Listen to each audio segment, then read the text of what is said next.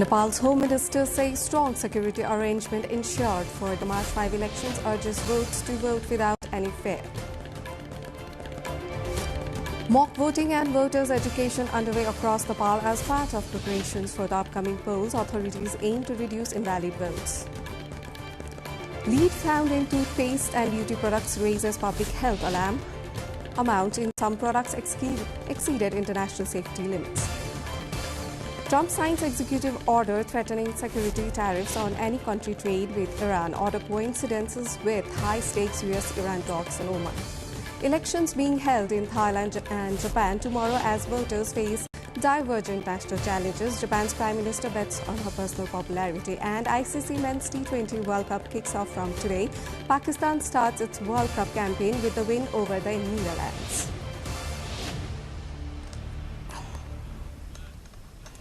Good evening, I'm Swiksha Rajak and this is NTV World Primetime News coming up to you live from Kathmandu at 1900 hours Nepal time. Across the globe, it's 1:15 p.m. in London, 10:15 p.m. in Tokyo and just after midnight in Sydney. Now, the news in details. Nepal's Home Minister Om Prakash Aryal has said that the strong security arrangements have been made for the March 5 elections to the House of Representatives. Minister Aryal further added that the government is committed to making strong security arrangements to hold the election in a fearless environment. त्यति ठूलो चाहिँ मौसमी प्रतिकूलता केही पनि छैन मौसमको पूर्वानुमान गर्ने निकायहरूले विज्ञहरूले पनि मौसम सुधार हुँदै जान्छ नै भन्नु भएको छ त्यसकारणले हामी चाहिँ सुरक्षाको प्रत्याभूति दिन्छौं अहिलेसम्म कुनै त्यस्तो राजनीतिक हिंसा छिटफुट सानोतिनो घटना बाहेक हुन दिएका पनि छैनौं त्यसमा यो मौसमी प्रतिकूलता र सुरक्षाको कारणले चाहिँ चुनाव बिथोलिने भन्ने कुरा हामीले त्यो हुन चाहिँ दिदैनौं यो चुनावी सरकार हो चुनाव त हामीले गराउँछौं एकदमै पहिला भन्दा एकदम गुणस्तरीय चुनाव गराउँछौं Nepal's Election Commission has organized an orientation for national election observer organizations, focusing on the do's and don'ts of election observers. Acting Chief Election Commissioner Ram Prasad Bhandari, along with Commissioners Dr. Janki Kumari Tuladar and Sagun Samsher Jabra Rana and Secretary Krishna Bahadur Raut, stressed that election observers must have a proper understanding of Nepal's constitution and electoral laws. They emphasized that observers should submit reports on pre-election, election day and post-election activities to the EC. According to the Election Commission, a total of 37 national observer organizations and 3 international observer organizations have received permission to observe the HR election scheduled for March 5. Mock voting exercises and voter education programs are underway across Nepal as part of nationwide preparations to ensure the upcoming House of Representatives election, scheduled for March 5, is held in a free and fair manner. These initiatives form part of efforts to strengthen election security, improve voter participation and reduce invalid ballots ahead of March polls. In Dhading district, a mock voting exercise was organized as part of security training for election police, focusing on reinforcing security arrangements during the election period.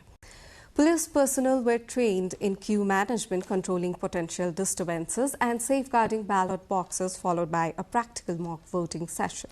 As Dhading is considered a security-sensitive district, election police were instructed to implement strict security measures. Meanwhile, the District Election Office in Dhading also has begun voter education programs aimed at reducing the number of invalid votes, a challenge commonly faced by election authorities worldwide. Dhading district has 2 House of Representatives constituencies with 114 polling locations and 330 polling centres. Nepal-India border points will be closed for 48 hours prior to the election to the House of Representatives scheduled for March 5. The decision was taken at a DIG-level coordination meeting between the Armed Police Force, APF, Nepal and India's Sasastra Seema Bal, SSB, held in Morang, according to APF spokesperson Vishnu Prasad Bhatta. The agenda of the meeting included border security, information sharing, prevention of illegal entry of third country nationals, control of human trafficking, fake currency circulation and trans-border transportation of arms and drugs. Both sides discussed the issues relating to protection of border pillars, facilitation of passenger movement, joint patrol, disaster rescue exercises, and the operation of mutual sports activities. Similarly, the two forces agreed to access potential risk along the border points, monitor the activities of refugees and migrants, and conduct regular multi-layered checks. Measures to ban and control possible infiltration by criminal elements, as well as the distribution and consumption of alcohol products, were also discussed. More news coming up. Let's take a short break now.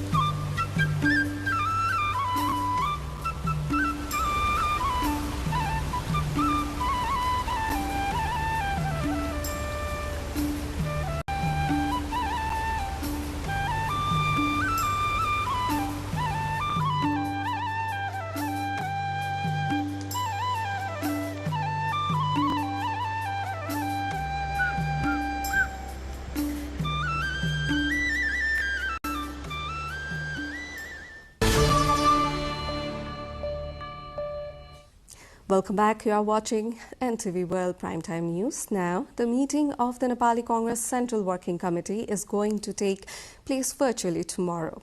NC's Central Office Acting Chief Secretary Krishna Prasad Dulal said the participants are scheduled to deliberate on Congress House of Representative Election Mobilization Directive 2082 BS and the Congress Public Program Management Directives 2082 BS. Furthermore, discussion on formation of Central Disciplinary Committee is also expected in the meeting.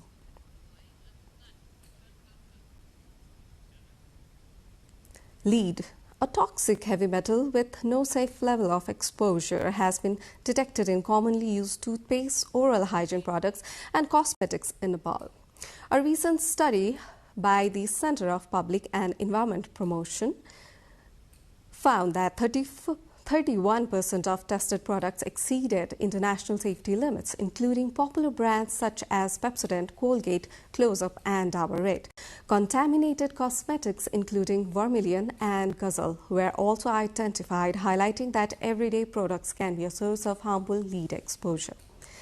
Lead poisoning can cause long-term damage to the brain, kidneys, blood, and reproductive system, with children being especially vulnerable. In response, the Nepal Medical Association has called on the government to strengthen regulations and ensure that products are properly tested before reaching the market. Now, Nepal is advancing efforts to prevent cervical cancer through expanded human papilloma virus (HPV) vaccination campaigns, aligning with global public health initiative aimed at protecting girls from HPV-related diseases. As part of this nationwide effort, Bhaktapur district is all set to administer the human papilloma virus (HPV) vaccines to 800 girls through a school-based campaign beginning tomorrow till 27 February. Under the campaign, girls studying in grade 6 are set to receive the vaccine at their respective schools. In addition, the initiative targets out-of-school 10-year-old girl students in grade 7 to 10 who missed last year's HPV vaccination and out-of-school girls aged 11 to 14. Eligible girls can receive the vaccine by contacting their own school, a nearby school, or the nearest health facility, ensuring border access beyond the formal school system. The authorities have urged parents and relevant stakeholders to ensure all eligible girls are vaccinated, underscoring the importance of early prevention in reducing cervical cancer rates globally.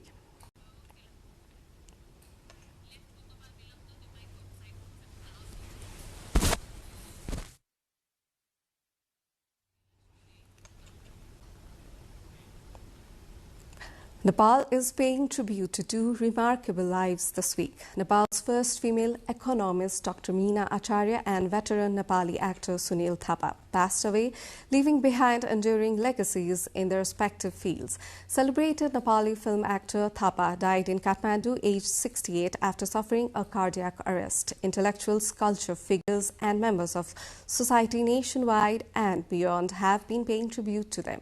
Diksha Avasthi, along with Sabina Prajachepang, sheds light on their lives. This week, Nepal is mourning the loss of two eminent figures from the fields of economics and art. The passing of Nepal's first female economist, Dr. Meena Acharya, and senior artist Sunil Thapa, popularly known as Rate Kaila, has caused an irreparable loss to Nepali society. Intellectuals, artists, and members of society nationwide and beyond have been paying tribute to them. Senior artist Sunil Thapa, known as Rate Kaila, made active contributions to Nepali cinema, theatre and television for more than 4 decades. Through his performances in dozens of Nepali films such as Chino and Ago, he left a distinctive mark in the industry. He also acted in the Bollywood film Mary Kom.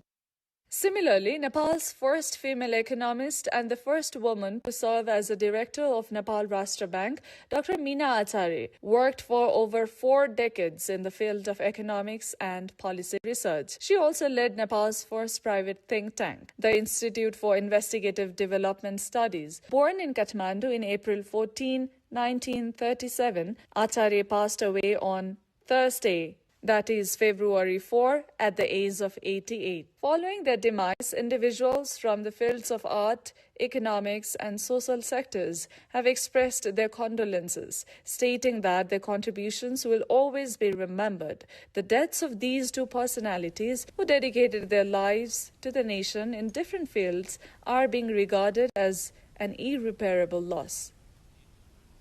International updates coming up. Let's take a short break now.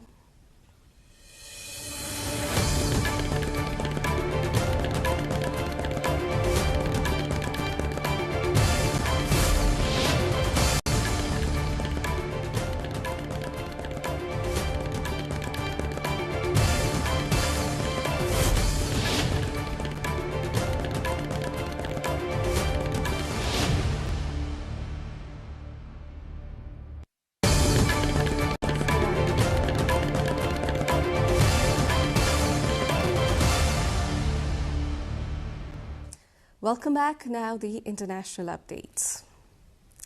Iran and the United States kicked off high-stakes negotiation via Omani mediation on Friday to try to overcome sharp differences over Tehran's nuclear program. While both sides have signaled readiness to revive diplomacy over Tehran's long-running nuclear dispute with the West, Washington wants to expand the talks to also cover Iran's ballistic missiles, support for armed groups around the region. Washington has refused to rule out military action if diplomacy fails, while the Islamic Republic vote to defend itself against any excessive demands. The talks came against the backdrop of a U.S. military buildup in the Middle East in response to Iran's crackdown on anti-government protests that last a month, which human rights groups say killed many thousands of people. Meanwhile, U.S. President Donald Trump has signed an executive order threatening to impose additional tariffs on countries that continue to trade with Iran. The order issued on Friday does not specify the rate that could be imposed, but uses 25% as an example. So we're going to meet again early next week, and they want to make a deal, as they should want to make a deal. They know the consequences if they don't. They don't make a deal, the consequences are very steep. Now, Japan is heading to the polls tomorrow for its second general election in as many years. The snap vote has caught the ruling party, the opposition, and much of the electorate off guard.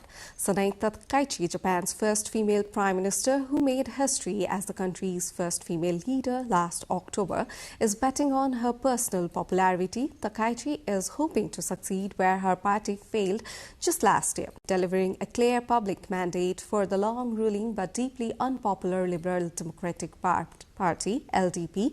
However, it's a political gamble like one her predecessor Shigeru Ishiba made and lost badly. The vote will decide all 465 seats in the lower house, with more than 1,200 candidates competing. The cost of living is the top issue as inflation outpaces wage growth and Japan's economy continues to stagnate.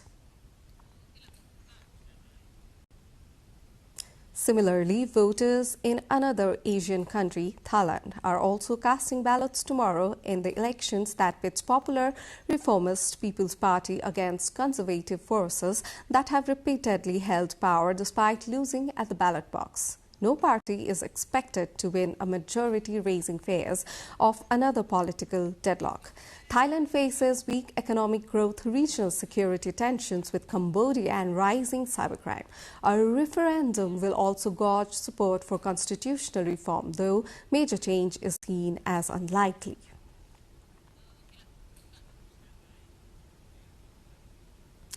Now, for more than 3 decades, Bangladesh was one of the few countries in the world to be led by women. Yet there are almost none on the February 12 ballots. Despite helping to spearhead the uprising that led to the vote, women are poised to be largely excluded from the South Asian country's political arena. Sarah Saptanamarai brings more on this in our next story. For more than 30 years, Bangladesh stood out as a country led by women. But that era ends on February 12.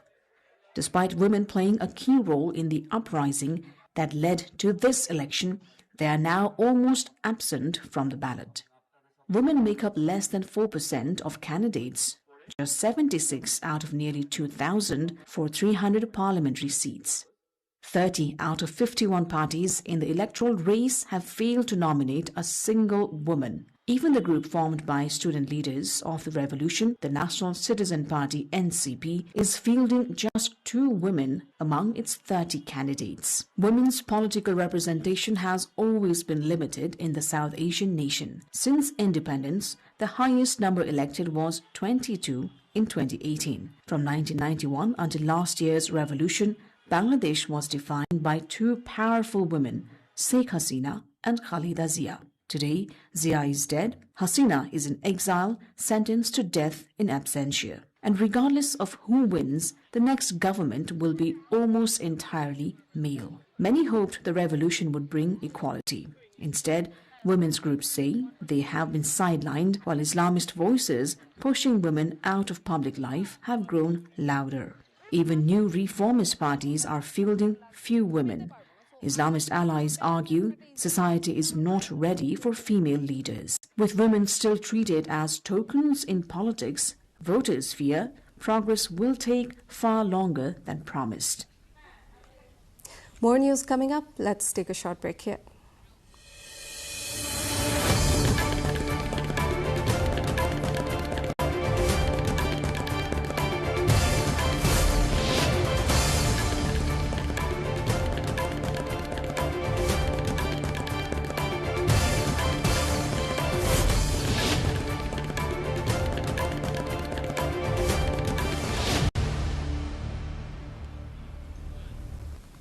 Welcome back. You're watching NTV World Primetime News, and now we have Finland's armed forces have begun training soldiers in the use of anti-personnel mines, citing heightened security concerns linked to neighboring Russia shortly after the country moved away from restrictions imposed by an international ban on the weapons.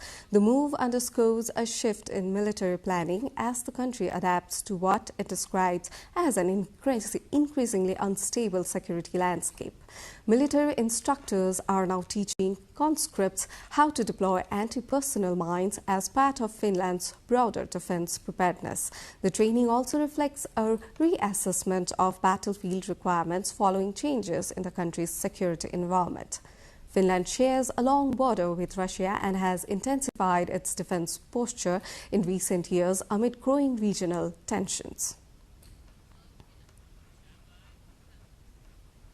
YouTube has officially claimed the crown. In a historic first, Google revealed the platform generated over $60 billion in 2025 revenue, far surpassing Netflix $45 billion.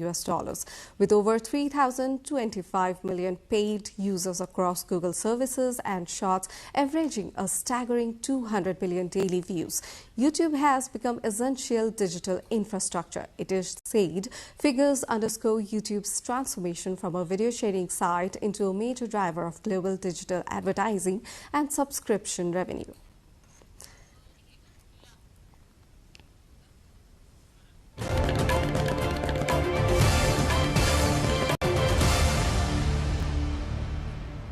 Let's have some sports updates.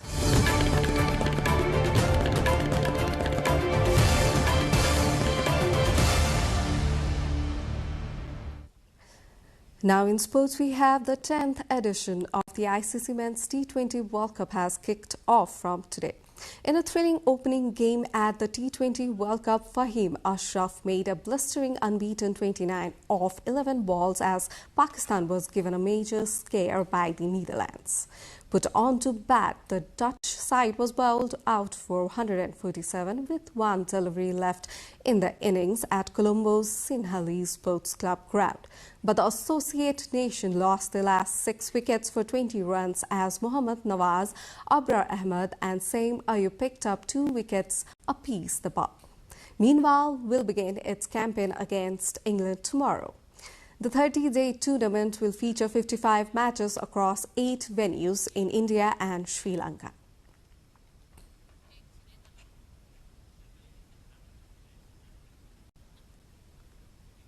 Nepali Army Corporal Rajan Rokaya secured the first position in the year's 11th edition of Chief of Army Staff Open Marathon.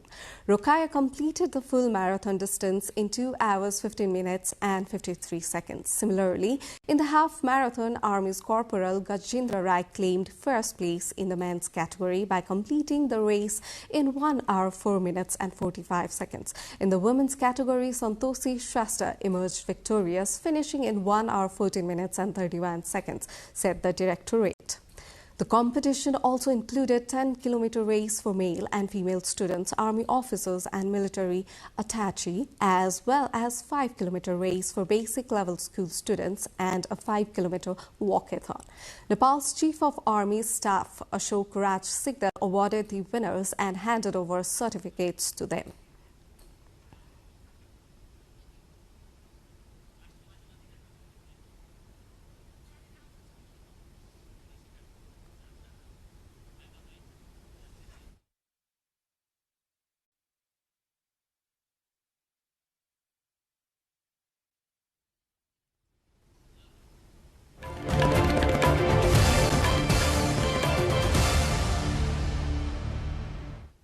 Now a recap of the headlines before we wrap up.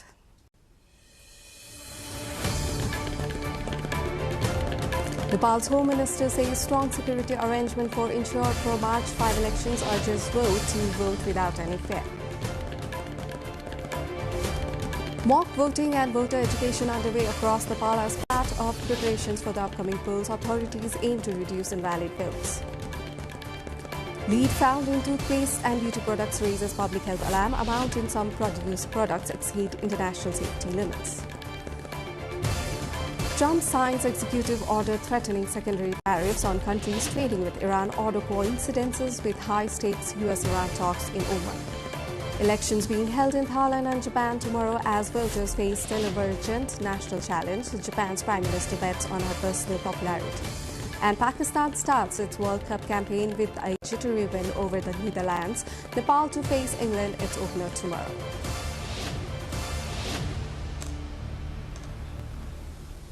That's all for the moment here on NTV World Primetime News. Our next bulletin will be at 2200 hours Nepal time. Do join us through our social media and get the latest updates from our official website www.nepaltelevision.com. I'm Suviksha Rajak. Thanks for staying with us. Have a wonderful evening ahead.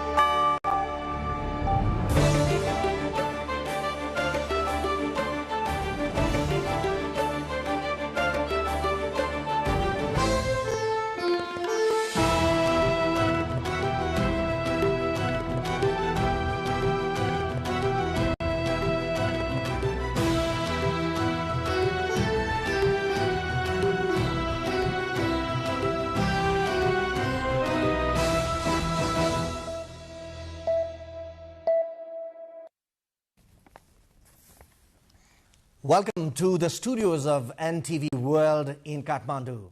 Public Service Broadcasting PSB Nepal's new initiative to make Nepal more visible and audible to the global audience. Welcome on board.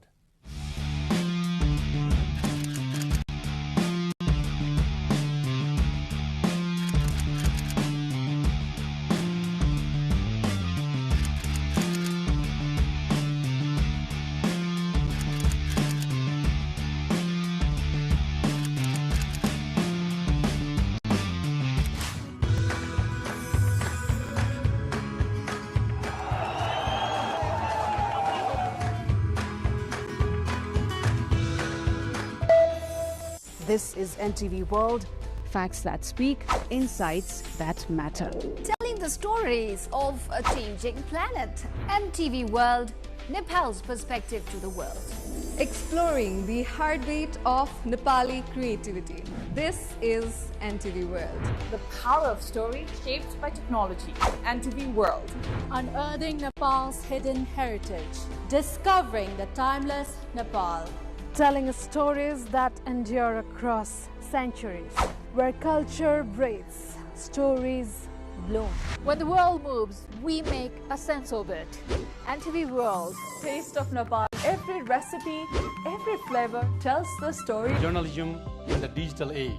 Fast, focused, verified. Stories hold power. Stories reflecting life. Stories of the hinterlands. Reporting for NTV World. This is NTV World. Welcome to News Hour. This is NTV World. Welcome to Primetime News. One story at a time. Crossing borders, connecting voices. Where Nepal meets the world in dialogue. This is NTV World, Nepal's perspective to the world. Voices that connect Nepal to the world, bringing perspective, region and relevance to every story. NTV World, Nepal's perspective to the world. Stand by. Mic is on. 3, 2, 1, cue.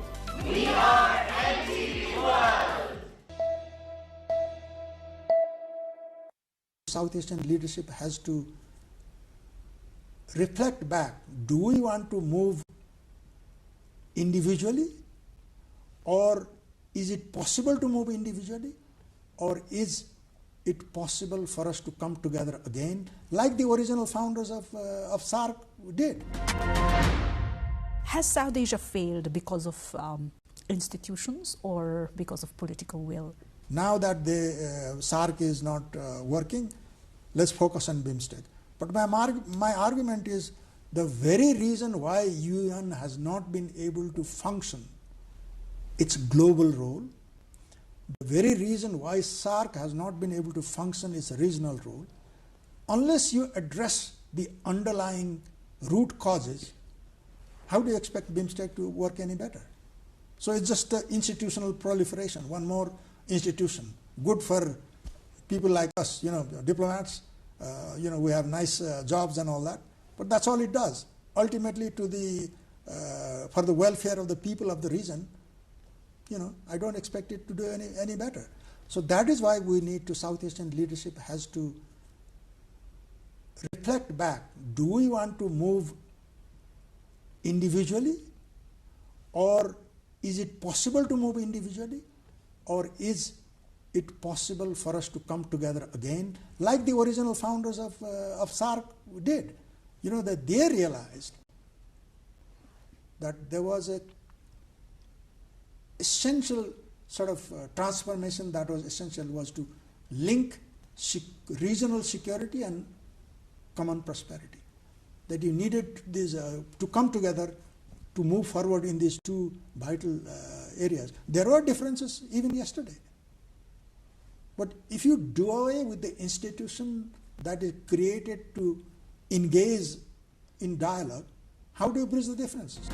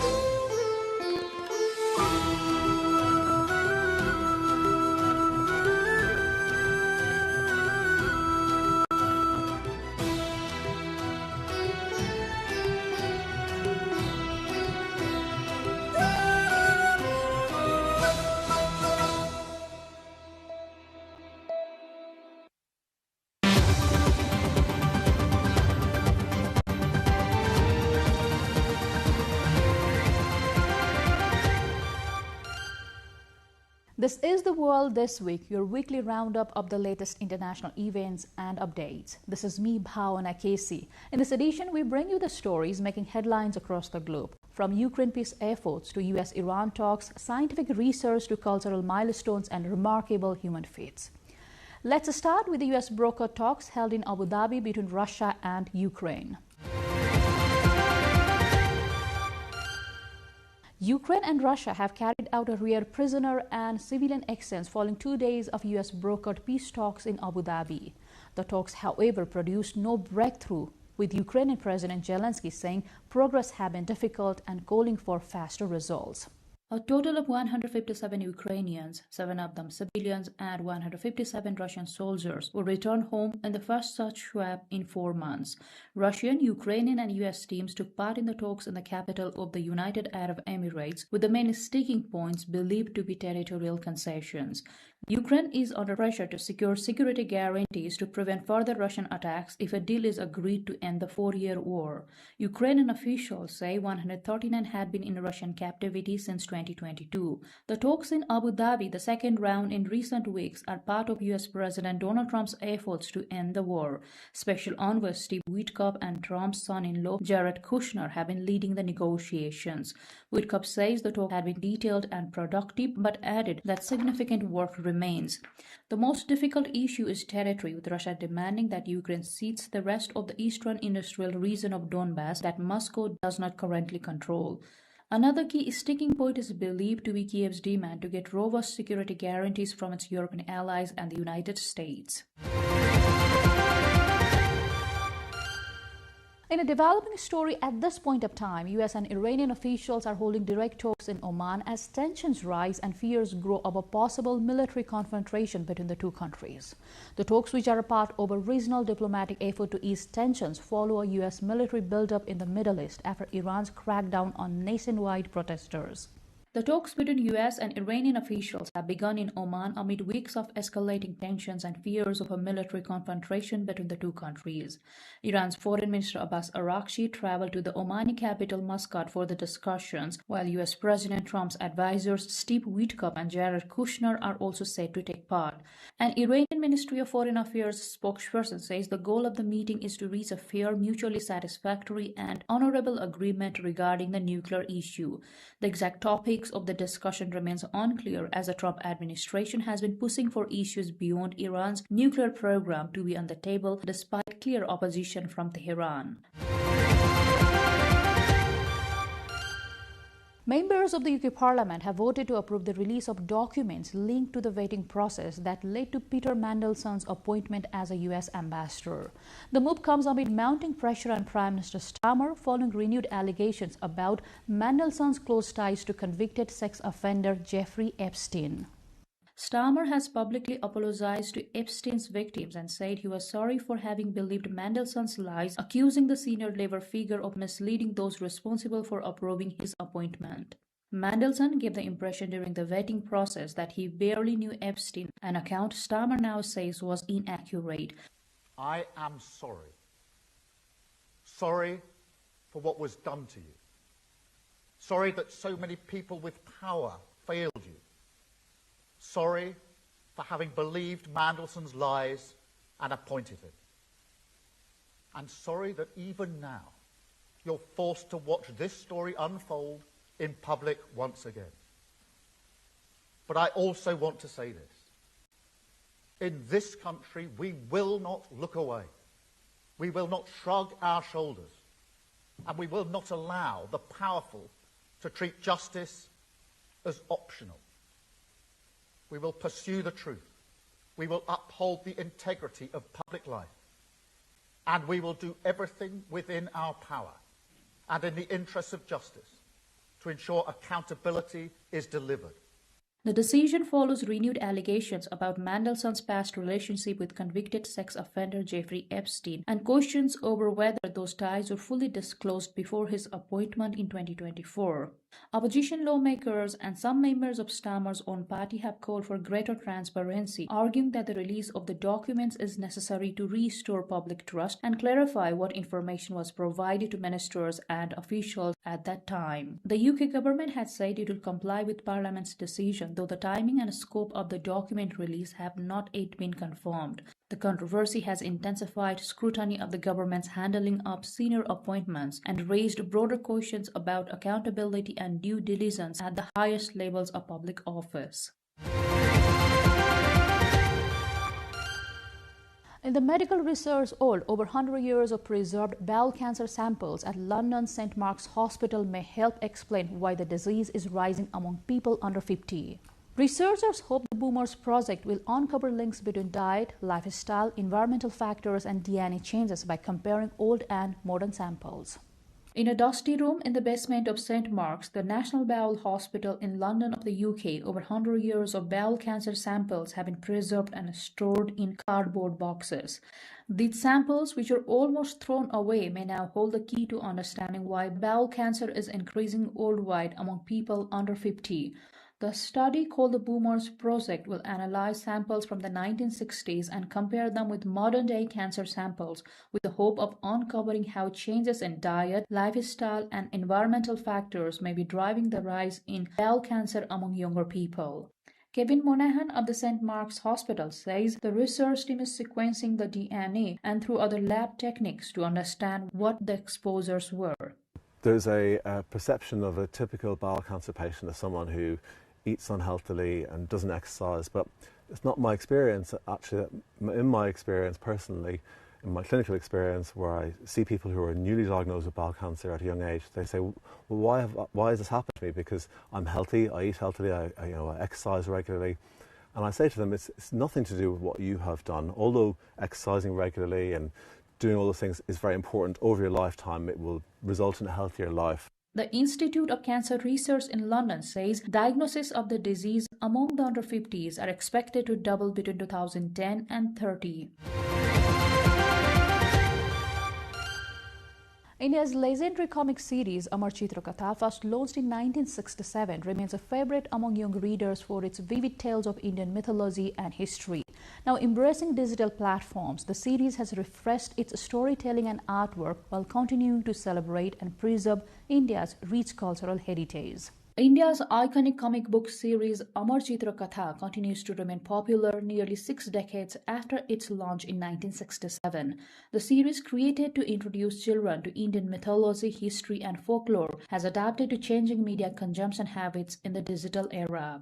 Amar Chitra Katha, which means immortal illustrated stories, has expanded beyond readers on smartphones, tablets, and other digital platforms. Despite the rise of streaming services and online entertainment, the comic series continues to attract young audiences and preserve interest in India's cultural heritage. Publishers say the series has updated its storytelling and artwork to appeal to contemporary readers while retaining its original mission of educating children about India's historical figures, legends, and religious traditions. It is noted that the Amar Chitra Katha's ability to adapt to modern technology and maintain its relevance highlights the continued demand for culturally rooted content in India's children's media market.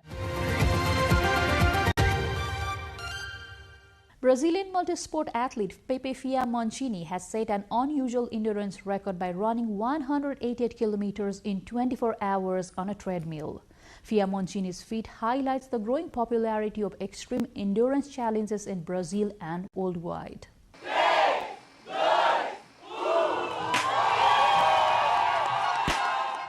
The feat concluded at an open-air gym on the famous Ipanema beach in Rio de Janeiro, where a festive countdown 10, 9, 8, 7 marked the end of his marathon effort. Mancini, known in Brazil for his extreme athletic challenges, trained for months in preparation for the attempt, which tested both his physical stamina and mental resilience. The athlete said the attempt was not only a personal goal but also an effort to inspire others to push their limits and pursue their own endurance challenges. It is said that running such a distance in a controlled environment like a treadmill presents unique challenges, including heat management, repetitive strain, and maintaining focus over an extended period. Mancini's achievement adds to a growing trend of extreme endurance records in Brazil and around the world. China's Shenzhou 21 astronauts have been conducting experiments and health checks aboard the Tiangong space station for over 3 months.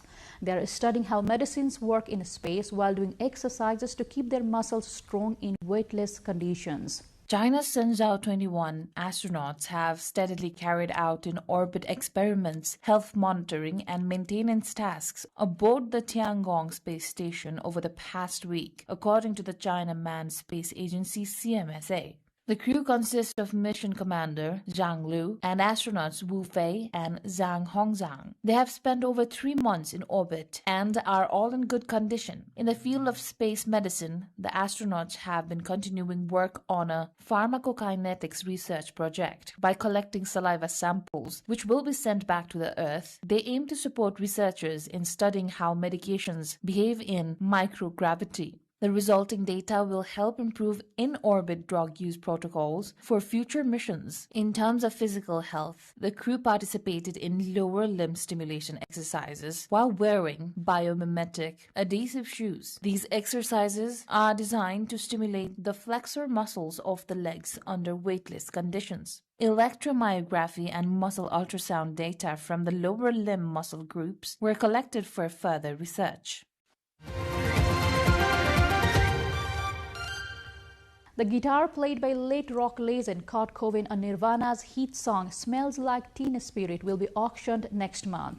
The 1966 Fender Mustang is one of several famous instruments being offered for sale.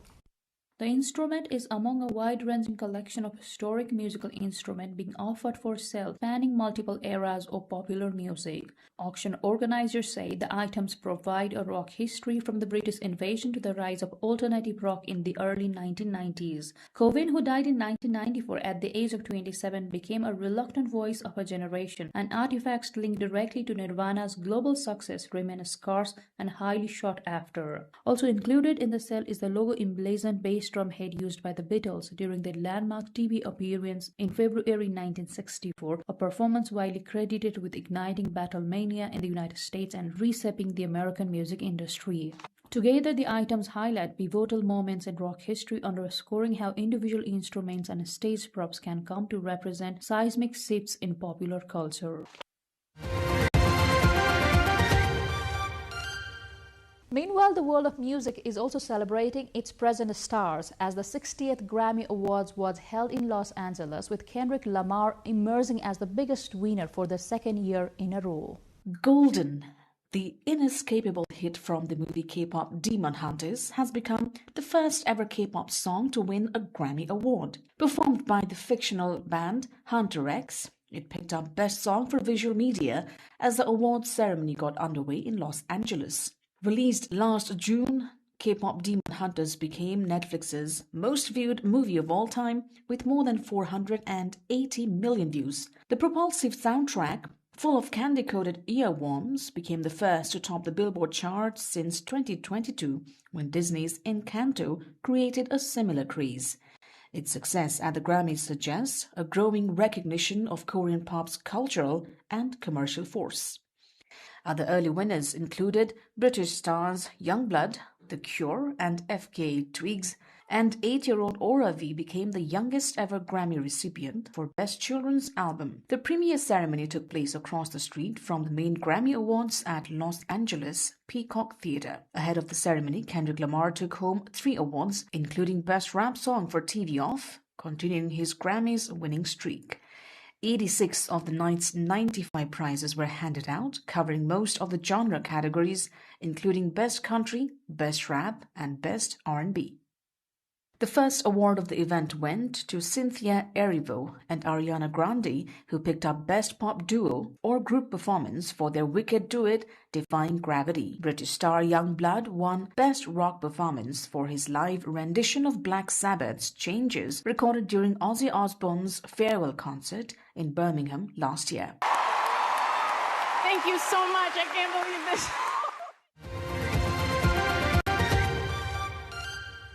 Kenyan designers are highlighting sustainability at Nairobi Fashion Week, showcasing collections made from locally sourced and eco-friendly materials.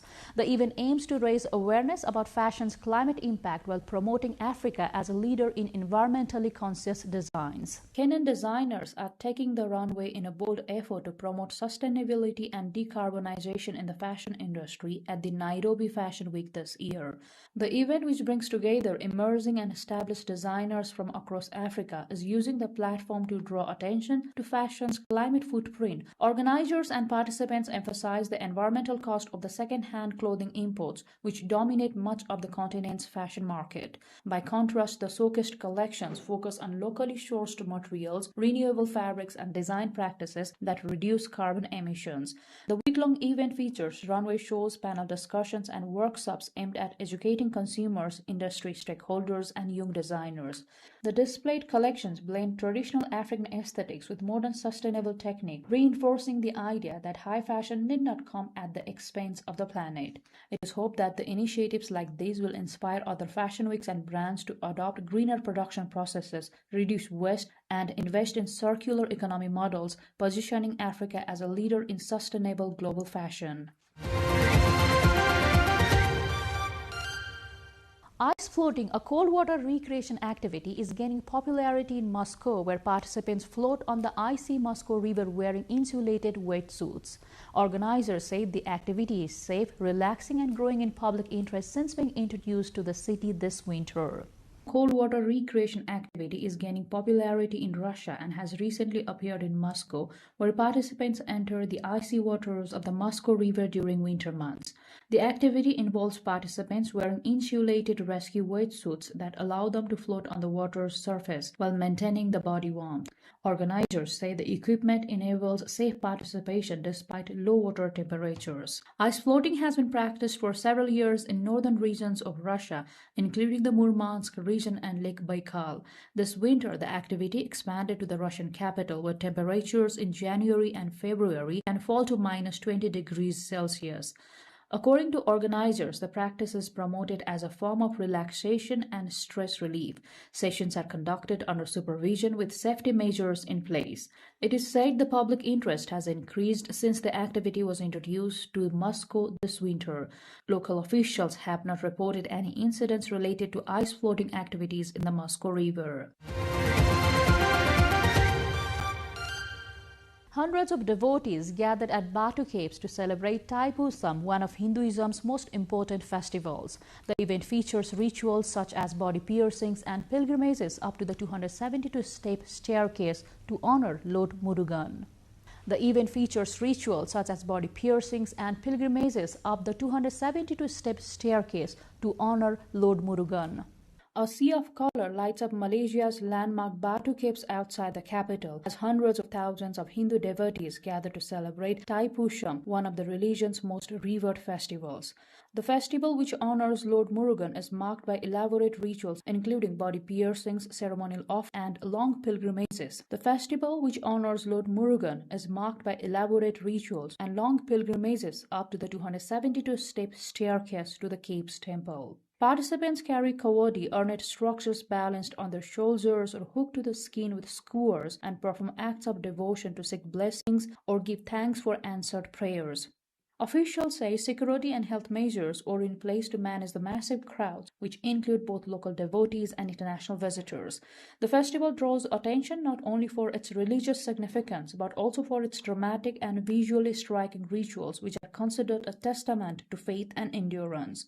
It is said Thaipusam continues to play an important role in preserving Hindu traditions in Malaysia, while also attracting tourism and promoting understanding of the community's religious practices. The festival lasts several days, with devotees and spectators alike participating in ceremonies, music, and prayer at the limestone caves and surrounding temple complex. Italy's Venice kicked off its 2026 carnival with a colorful parade along the Grand Canal, attracting large crowds of spectators. Dozens of decorated boats sailed past, featuring themed costumes from pirates to science fiction, as the traditional Pantagana rat marked the start of the festival. Venice officially launched its 2026 carnival with the traditional opening parade along the Grand Canal, drawing large crowds to the city's historic waterways. The event featured the Pantagana, a large carnival rat symbol that traditionally marks the start of the festival, as it floated down the Grand Canal amid confetti. Dozens of decorated boats took part in the procession, with crews dressed in themed costumes. Participants represented a range of themes, including Olympic-inspired teams, pirates, science fiction characters, and traditional masked performers. Spectators gathered along the canal banks to watch the parade. The Venice Carnival is one of Italy's best-known annual festivals and typically attracts large numbers of domestic and international visitors. Organizers said they plan to maintain the festival's traditional elements while incorporating new themes and performances to engage younger audiences and international tourists.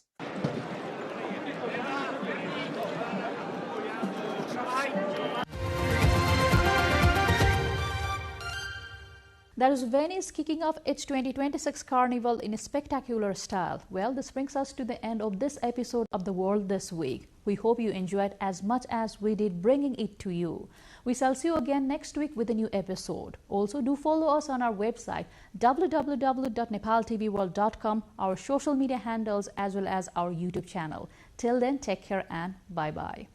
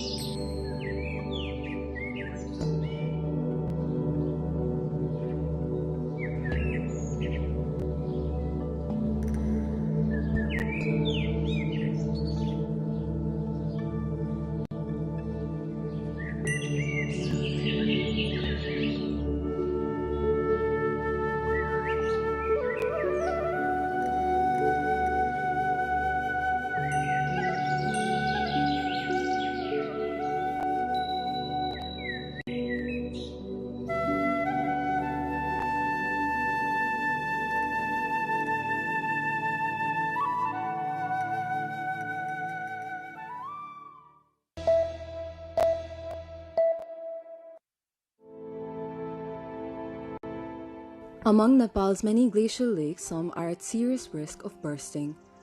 Sudden bursts of these lakes due to the impact of climate change could result in massive loss of lives and property. This issue has already been discussed widely in the international community. Nepal itself has been drawing attention to the condition of these lakes and the harm they could cause. Even then, in the recent years, several glacial lakes of Nepal have already burst, resulting in heavy loss of life and property. Experts warn that this trend could continue to grow and have urged everyone to take preventive action. Just a week ago, in Koike rural municipality of Dolba district of the far western Nepal, flood mixed with derbs buried about 53 houses. Likewise, in mid-April 2025, heavy rainfall and flooding in Srinagar Bazar of Odanchuli municipality in Humla in the northwestern Nepal has caused massive destruction. Continuous rain has also damaged areas in Srinagar and nearby villages in Mugu's Khatiar rural municipality. Last year, it was confirmed that the flood in Thame River of Solukhumbu in the Khumbu region of the foothills of Mount Everest was caused by glacial lake outburst. Similarly, the unexpected flood in Rasua along Nepal-China border in the north on July 8, 2025, according to experts, was the result of glacial lake outbursts. Recently, ICIMOD used satellite images and other research to identify 47 glacial lakes that could burst at any time, causing harm to human settlement in Nepal. The study shows that many of these high-risk lakes are located within Koshi River Basin. ICIMO's General Director Dr. Pema Gyamso says that the climate change and rising temperature are the main reasons behind the bursting of these lakes. Gyamso adds that to stop such disasters, there must be strong investment in the early warning systems and emergency preparation. Collaboration चाहिए, cooperation transboundary. हाम्रो 8 देश छ इन्दो-कोशी हिमालयमा त्यसमा हामीले information exchange गर्ने scientific cooperation अब त्यसको लागि पनि इन्भेस्टमेन्ट चाहियो फन्डिङ चाहियो त्यसको पनि प्रब्लम छ अन्त हामीले अहिले इसिमो चाहिँ यो पोलिटिकली न्युट्रल भएर हामीले चाहिँ के गर्दैछौँ भने साइन्टिस्टहरु र हाम्रो पोलिसी मेकर्सहरु लिएर डिस्कस चाहिँ हुँदैछ तर हामीले अलिक यो भन्दा बेसी कोअपरेसन चाहिँ हुँदैछ खास चाहिँ कोअर्डिनेसन कोअपरेसन हो हामीले यो रिसोर्सेस र यो नपुगेर पनि कोअपरेसन छ भने अहिले भन्दा बेसी हामीले त्यो प्रिभेन्सन गर्न सक्छौँ डिसास्टरलाई.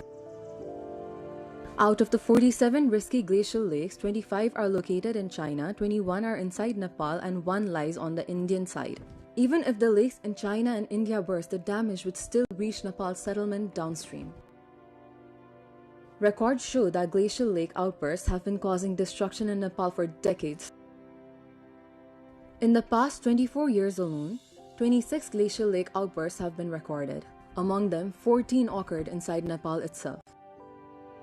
Research shows that Lower Boron Lake is one of the lakes posing highest risk that could affect the nearby settlements. Similarly, Chamlang, Inja, Lumding, and Tulangi glacial lakes are also at high risk. If large amount of stored water releases at once, the resulting flood could be even bigger than the recent ones in Rasua. When heavy snow or ice falls onto the glacial lake, it can displace the water, causing sudden floods downstream. Large blocks of ice or rock sliding onto the lake can push the water out, creating massive flood carrying mud, rocks, and derbs. Experts believe that Nepal still needs to do much more to reduce the impact of climate change. They say cooperation in the international community and greater national investment in prevention and protection are both essential.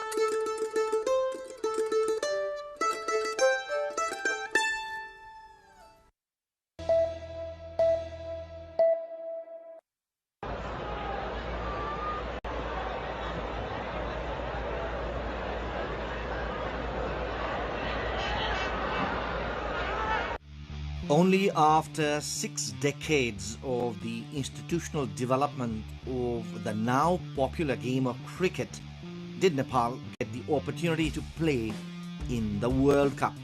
Although cricket was introduced in Nepal during the Rana regime, the sport was confined to a limited number of people, namely the elite.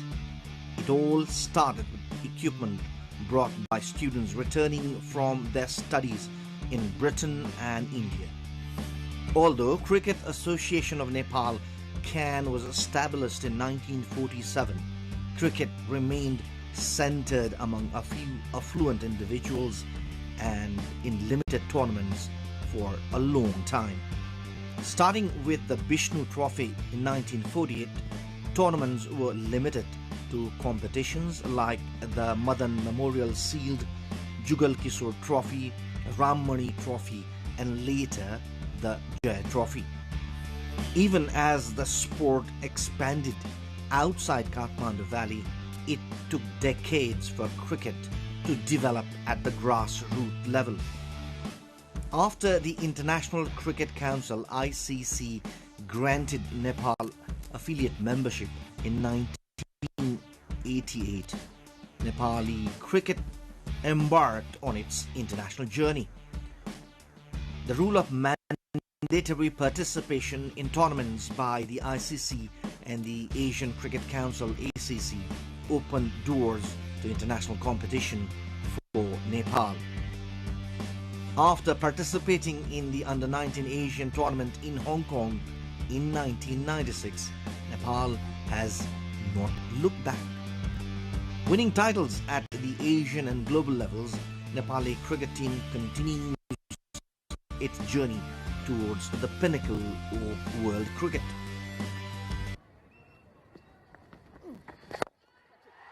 Goes down the ground because he was given that line outside off stump, so the first boundary of the contest, a handsome one.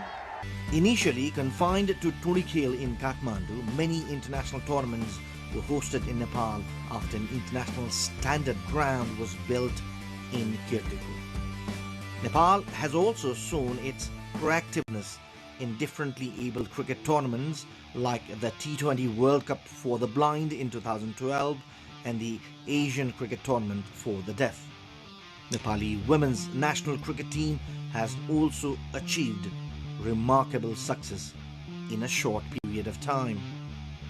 The latest addition in Nepali cricket is the floodlit Tribhuvan University Cricket Stadium and the Nepal Premier League that has provided opportunity for Nepali players to rub shoulders with world-class players.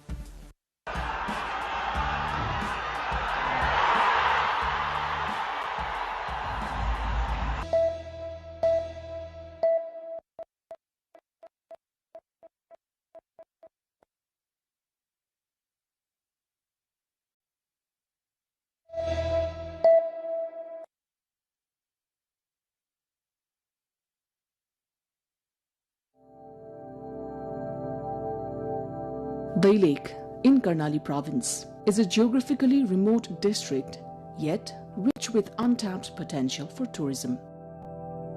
Stepping into Dai Lake, celebrated as a treasure trove of Khas art, culture and heritage, brings a unique sense of joy. Journey begins amid its natural beauty, leading us toward Mahabu Rural Municipality. As we leave the mid-hill highway, the terrain becomes challenging, with hilly, muddy roads demanding patience and skill. Long lines of vehicles crawl carefully along the cliffs, reflecting both the difficulty of the route and the enduring devotion of Mahabu Dham. Many travelers choose to continue on foot, advancing step by step toward their destination. Passing through Channa, Dasarathe, Okharbans, Bhavsaini, Noli and Unipata, pilgrims ascend the slopes toward Lisne before finally reaching Mahabu Patan. Pilgrims from Dai Lake and nearby districts often arrive late at night, having begun their journey the previous day. The path to Mahabu Dham is thrilling, adventurous and breathtaking, made even more dramatic by the steady rain drifting fog and steep inclines. Yet the journey itself feels uniquely rewarding.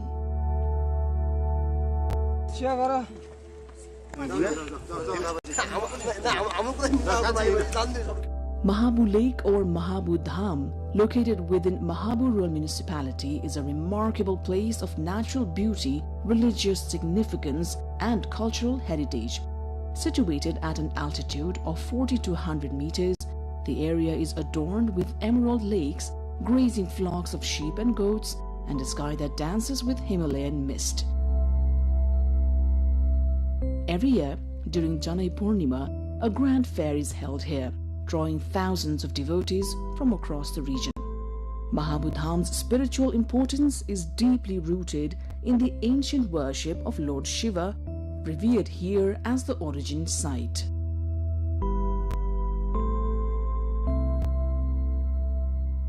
From Mahabu Lake, visitors can enjoy magnificent views of Api and Sai Palhimal, and on clear days, even the plains of Bardia. Given its religious importance and natural splendor, Mahabu Dham holds immense potential as a religious tourism destination. Improving the rough, narrow access roads is essential for supporting this growth. Mahabu Dham is more than a pilgrimage site. It is a confluence of culture, history, faith, and nature. To truly appreciate its significance, one must visit Mahabu Lake at least once, immerse oneself in its natural beauty, and experience the serene environment that leaves a lasting impression.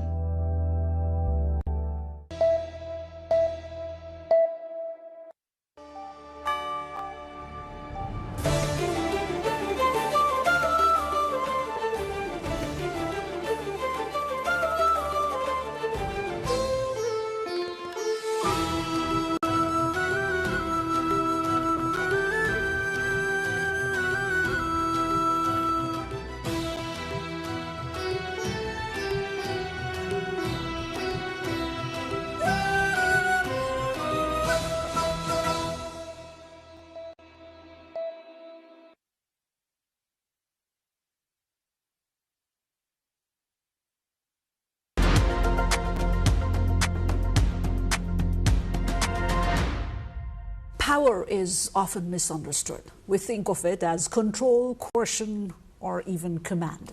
But history shows that the most durable power is persuasion without force, what we now call soft power. Welcome to Geopard. I'm Shivani Thapa Bosniak.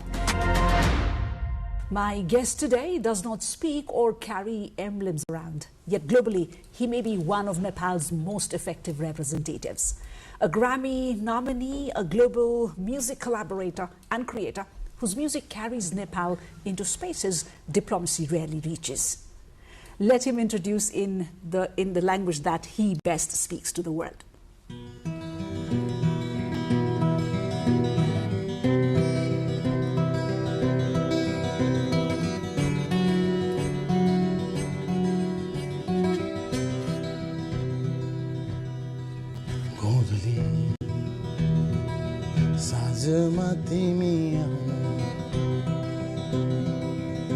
यो शान्त मनमा शान्त जगाउन मृग तृष्णा सरी जीवनमा के छ पाउनु भन के नै गुमाउनु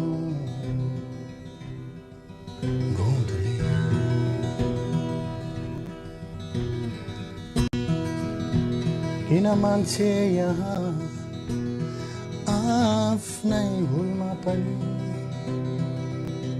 एक्लै एक्लै यहाँ गाली र दोषको भुमरीमा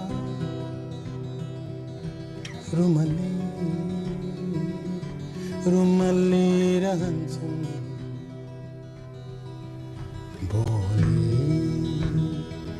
बुद्धकै भई आउनु बाँसुरी Shri कृष्णकै बजाउनु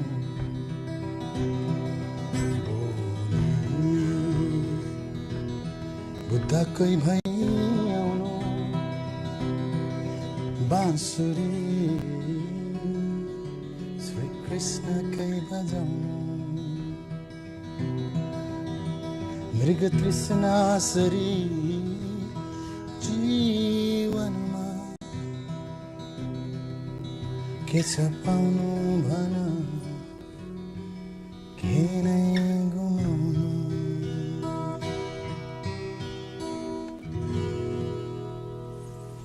And that possibly was the best language the audience could read you. Manoj Newa, dear viewers, the first ever Nepali Grammy nominee to the world. And this is the language that the world understands from Manoj, from what they, and how they read Manoj and how they read Nepal. Welcome to Geopod, Manoj. Thank you, Shivani.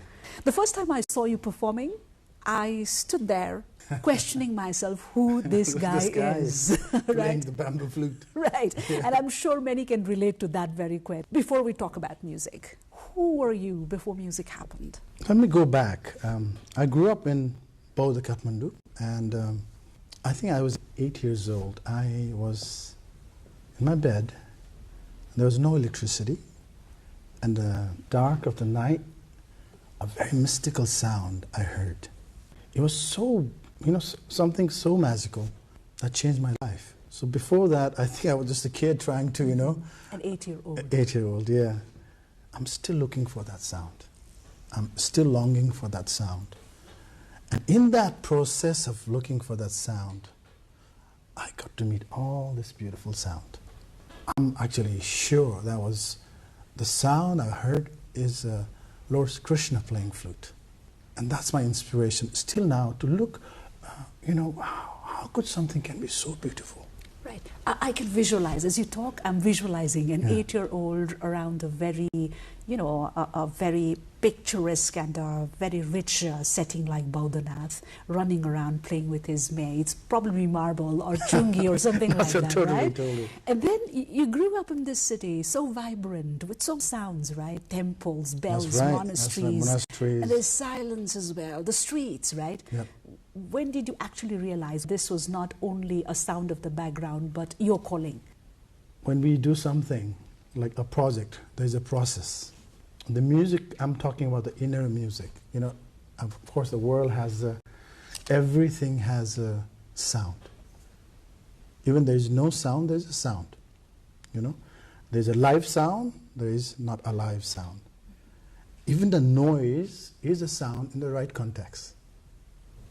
Noise can be music in the right place, no? Since I was a little kid, I have a very distinct clarity of a different sound in my ear. To have the clarity in that sound, the shades of sound, the longing for it, the motivation to look for that sound, that connection, whatever you call it. You can say my spiritual awakening, but that's what made me... So it was natural and inborn to you. Right? And that's a process of looking for instruments and people and music. And how did training and technique happen to you? At what age? My house is in front of Bodhanath Stupa. In my 3rd floor, I look, there's the eyes of Buddha looking at me. Our prayer flags are fluttering, the Tibetan horns, the monastic sound, the prayer wheels. Can you imagine? To able to just be there, to just witness that as a kid. And, just walk down, you go to Pasupatinath there, sit in front of, all the sadhus and the ghats.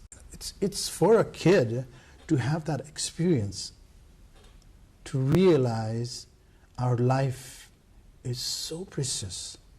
And same time, it's not that something to have the ego for it, because everyone has to somehow, to able to see that. It taught me so much, Shivani. It taught me so much to be who I am today. It's taught to, we have seen what teaches us who we are in the depth, who am I? Real me. Who Shivani? Who Manoj? Who real I am? That's a beautiful question to ask. Right. So the large part of what you are today, or what you have been able to cater to the world, is the surroundings that you grew up in. That's exactly what you're trying to say. It is really influenced by that. I'm very grateful for that. When did you actually realize that this is going to be your language for the world for the rest of your life? You know, I never thought I would take this journey as a profession. I never even, I could just play a note in the bamboo flute, my bansuri, just one note, all day, and get so satisfied inside. And I would hear, you know, it will melt me so deep inside. I'm so happy. Wow, how could something be so beautiful, you know? And that also drive me to practice. You know, again, look, there's a motivation and there's a drive for practice, which was, nobody's telling me to do that. It was the inner fire. Inner fire, oh my God. I'll wake up first thing, I'll think about practicing. I'll go to bed, think about practicing next morning. It's like total in love. So you're drawn to it naturally. Oh my God, I could not stop. I could not. I just practice for I would practice for let's say 6-7 hours a day or 8 hours a day. Even in my sleep, I will be practicing. In my thoughts, you know, this. And so practice sort of drove me to the places that people started to recognize me. You know, like, oh wow, this guy is not normal. He's not normal at all. So, you know, I was very fortunate. Kiratiswar Sangeetashram is one of the pioneer place that was started the full moon concert, devotional music and plus Nepali Shastriya Sangeet. Last 35 years. So every full moon they do the free concerts. Mm-hmm. So I was able to meet my teacher there, Sri Madandev Bhatta. He saw the potential on me and he started to you need to learn. Wow, you know, to find a teacher with that drive, my God. Now, Swargiya Homnath Upadhyay, he was, you know, one of my influence then. And then I met Dr. Dovesh Chandra Regmi, you know, all these people, Atul Gautam. And these are the, you know, the pillars that time to kind of bring me to this music scene. And I started coming to Radio Nepal, Nepal Television then, and slowly finding my way. Actually, the music can make a profession. They start to understand, wow, people want me to come play with them, and they want me to pay. You know, I remember playing for one project for that German, what is it, Goethe Institute. Goethe Institute, yes, right, and right. I played in that time at Royal Academy, we used to call that. And after the concert we did, my part was just 5 minutes playing, and they handed me 7,000 rupees. That was lots of money then. And I thought it was a mistake. Oh my God! This must have been almost 3 decades ago, was it? Yes, wow. yes. You must have been a kid then. I was a kid. I was like a 17, teenager 18. probably, yeah, right? 17, 18, and I'll do music every day just because I love it so much, and it heals me. As you know, music has so much healing power. Yeah. Right. Let's talk about your signature instrument, bansuri. So deceptively simple it is, right? Yes. Right. Just a bamboo and breath. That's right. At least for a layman like me, who is not like an expert in music. Why did something so minimal as bansuri, as we see it, felt so powerful enough for you to carry it as an instrument to express yourself? That's a beautiful question. Bansuri is not just a Nepali thing. It goes everywhere in the world. Everywhere. If you really look at the history of the flute, the oldest instrument they have found so far in the world is a flute. It's made out of bone. Really? Isn't that amazing? So something with the wind, with the breath, and going through the cylinder, and even like Bhagwan Krishna. He's playing it. What is this thing? I've heard and read so much about, the Krishna element of your musical journey somewhere. I don't exactly remember where. What is this element about your musical journey and the fascination with the I'm Mahabharata? inspired by very much of Mahabharata, and what Krishna was guiding Arjuna. I get, life is a book.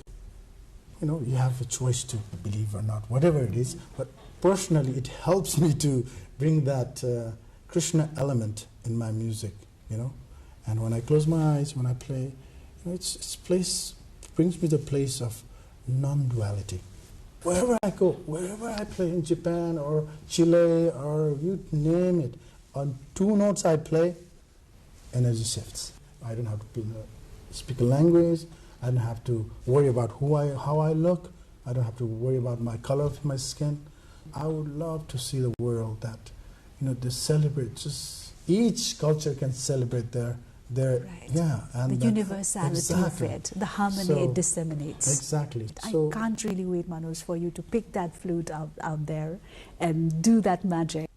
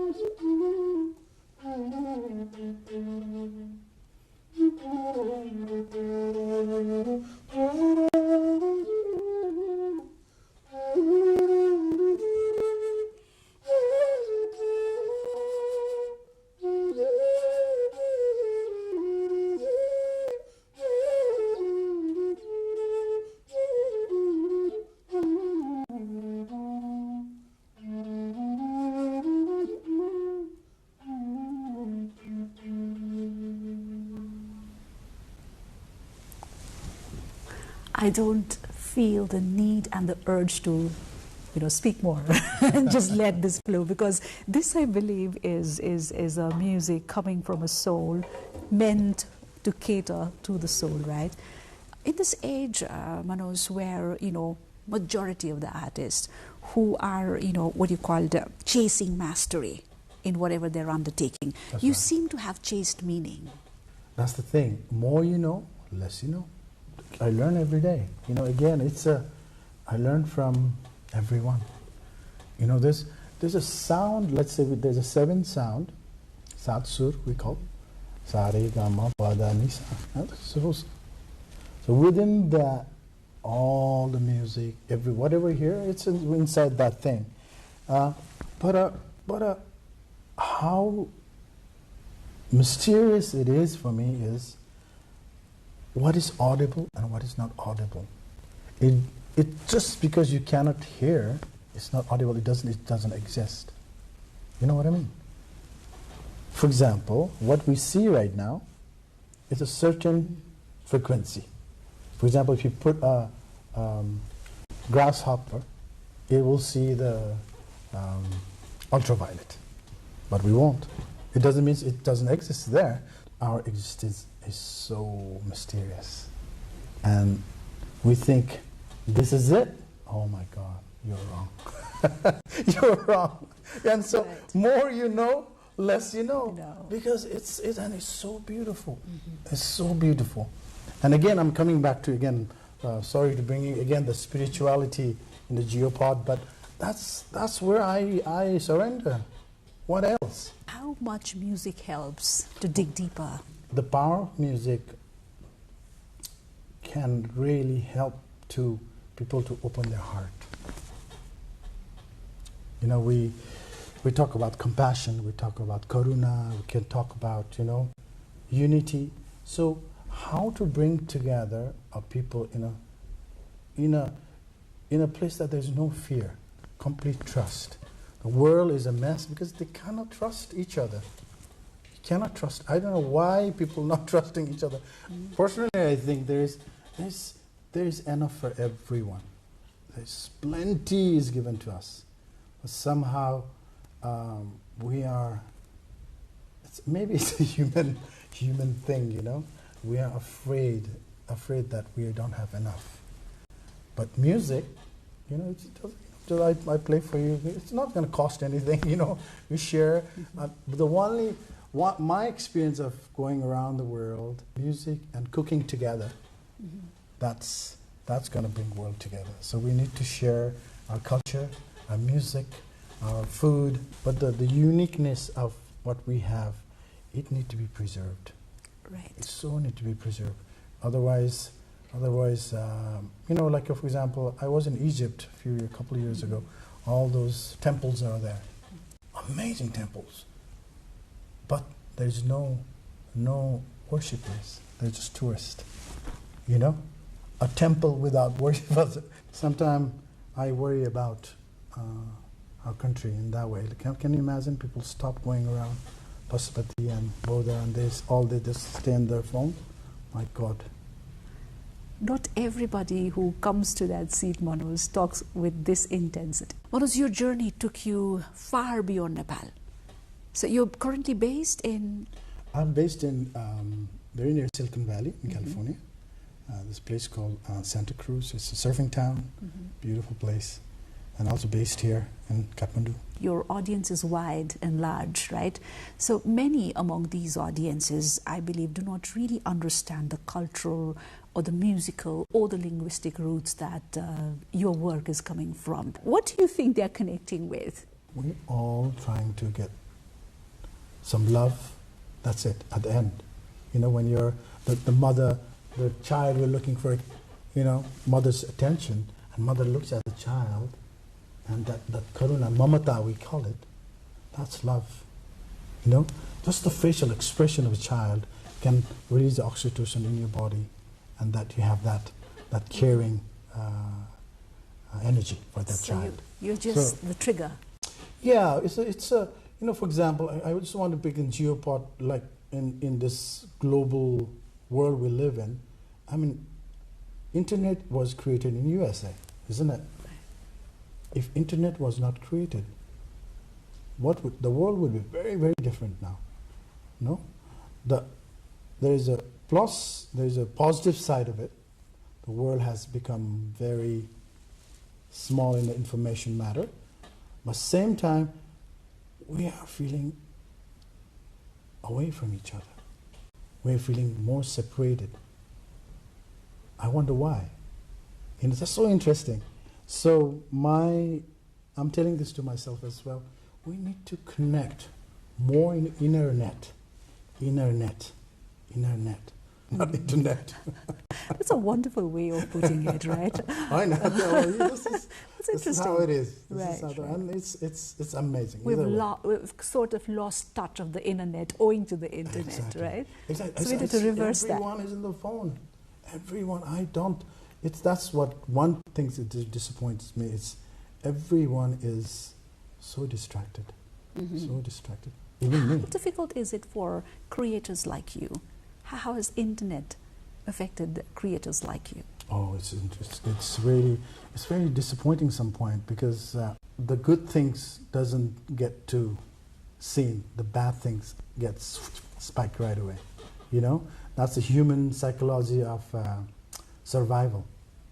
What sells? Violence sells. Sex sells. You know? So people are so put into that plate of survival, they cannot think of anything else. Because they have to think of what they're going to make next day, what they're going to feed their children next day. If you're in that place, how can you think about, you know, being a wonderful unity place and creating music? You know, there's no time. So, for example, if there is too many dishes in your plate, then you're not going to appreciate any food because you don't know what to eat. About your work, Manoj, your work is happening in a very, very unique space, a rare space, that's how I see it, you know, between Nepali folk music to Indian classical raga, and then there's also one of the very prominent part is the global spiritual element that That's you right. incorporate in your music, right? It's so rare, so unique, and so beautiful. Just out of curiosity, did you ever feel the pressure to simplify your sound for wider acceptance? You know, that's one of my advantages of being in the West and able to play the bansuri. The way I played was, it was almost like hybrid. I could play the way that was soothing for Western ears. Because when I moved to US, it was around like in 1998, 2000, the yoga culture was very booming.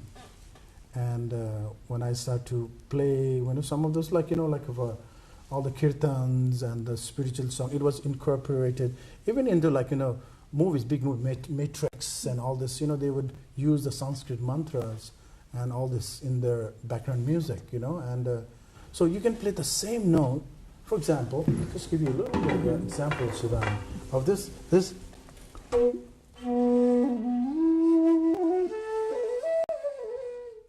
very Nepali. Right. And it could be anywhere on the mountain. But if I say,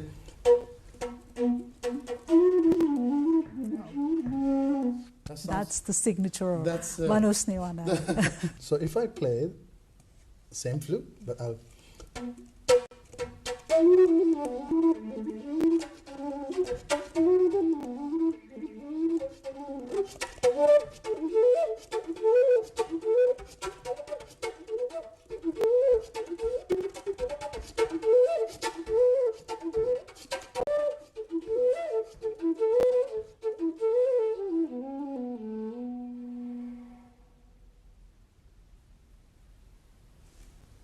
It sounds very different.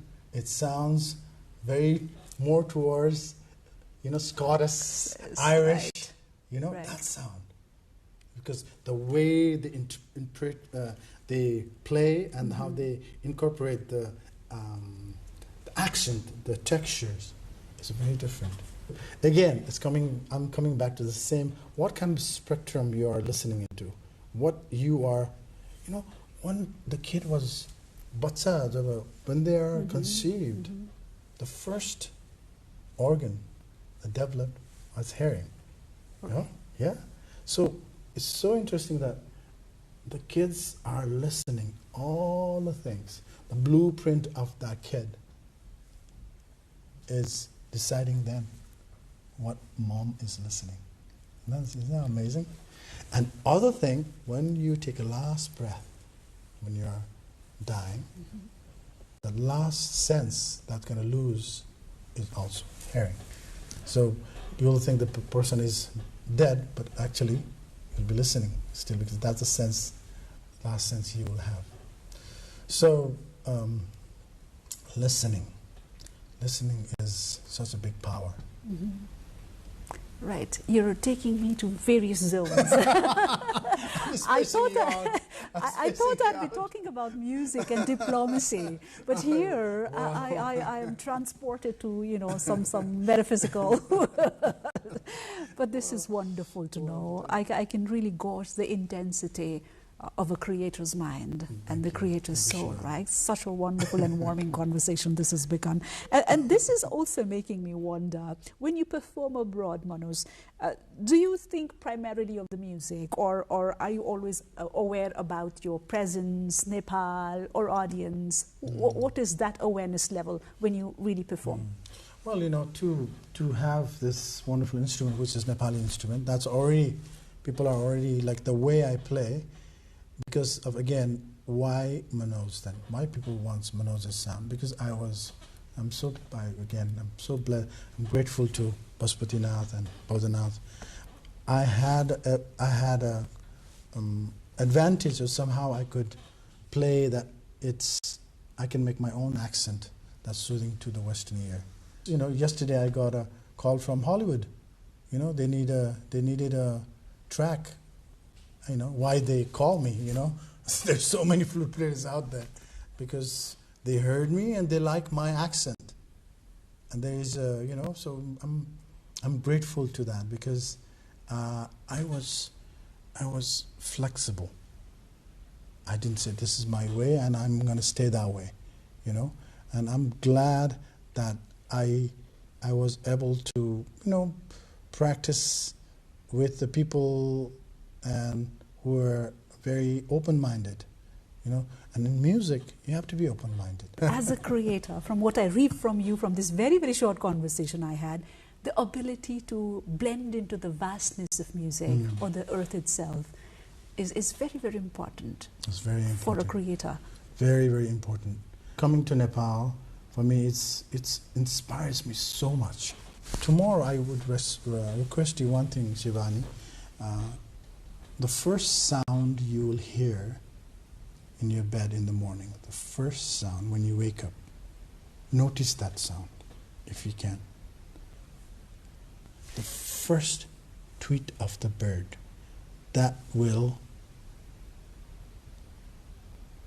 which awakes the whole world, that tweet. How does that make a difference? Well, you'll know it.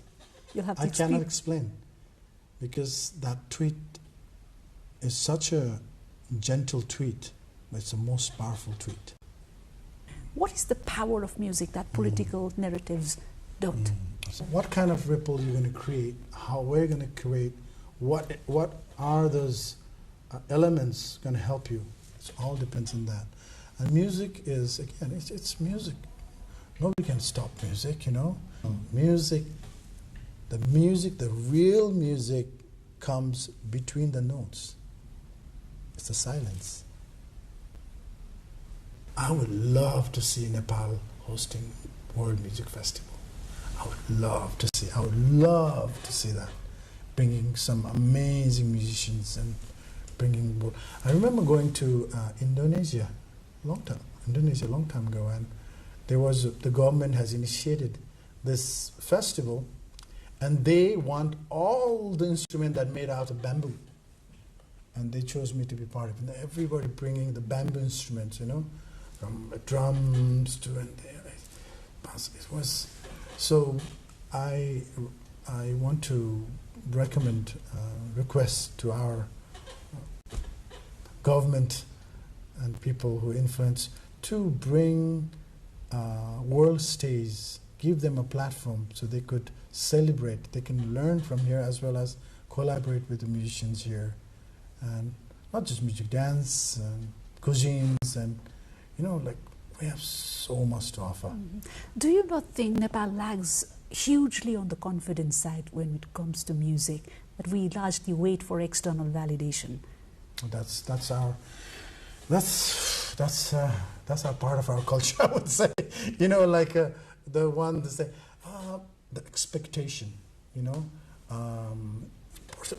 Myself, in my family, we are so not saying that we need to do it ourselves and we're going to do it. We think, maybe my dad will do it and my mother will do it. It's something that the expectation culture we have. That kind of attitude. But again, it's now we need to move ahead. We need to open that door and it's not just, and confidence comes again from the claiming our culture. We need to claim back our culture. We're so influenced by everything West is great. everything comes from West is great. There are great things about West, but we have also so many amazing things we have. We need to claim it, and then we can exchange. We can teach them. For example, like yoga, all this come from our culture, isn't it? No. Now, I'm bringing my friend who's a yoga teacher who is teaching yoga to us. So, you see that.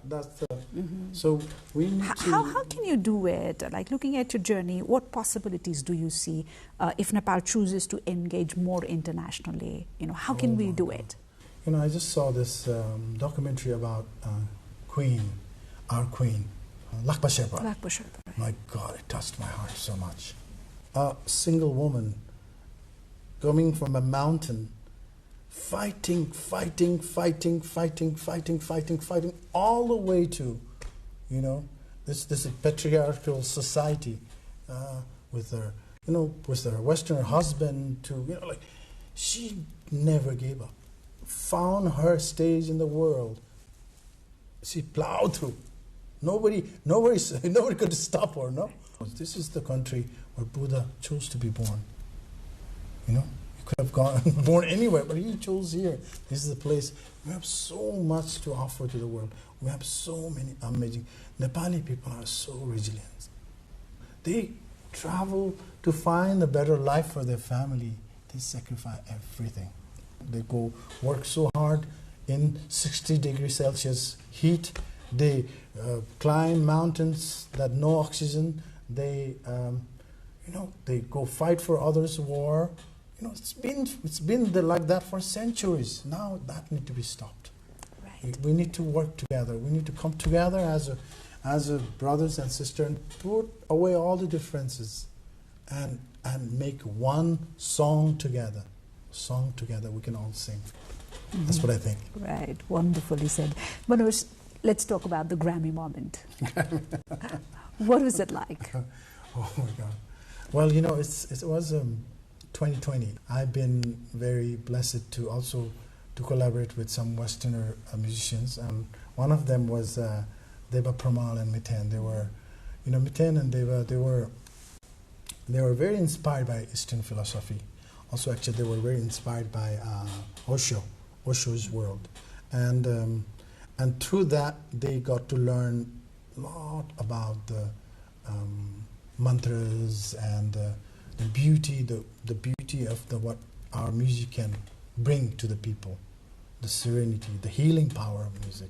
So when they heard I'm playing the flute in such a unique way, they thought, wow, this boy is good, So I started to collaborate with them, travel with them for almost like 15, 16 years. I've traveled so many places.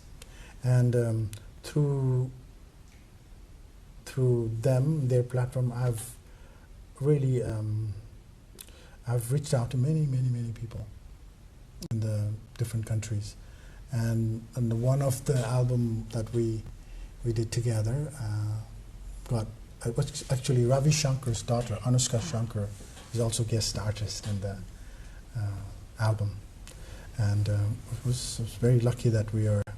I mean, it deserved it. It was amazingly produced. And when I went to Los Angeles to be there with 10,000 people in the Staple Arena, it was amazing. I wore a Nepali dress and put instead of kukri, I put my bansuri. Wow. Did it by any chance change you as a musician? I don't believe in the place that you have to give an award to recognize music, The music again, the music I play, it doesn't need anybody's validation. Music is so powerful, and we all have our own songs. Nobody can tell you're not singing well, or you're not good enough. No, that's so wrong. So I want everybody find their own voice. So never tell your kid that you cannot sing. You say you sing. You have an amazing voice, and you practice, it'll come to you. From what I see, Manoj, is you're not only disseminating or giving away world the things that you have in your soul, right?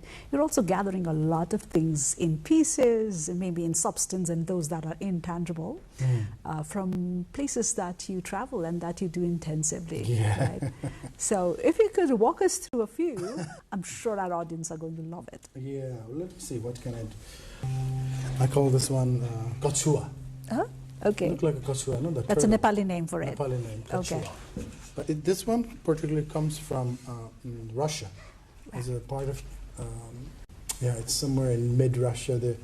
It's very beautifully carved, and they call it hand pan. Hand pan. It's quite popular nowadays. And yeah, I can play this for a little bit, huh?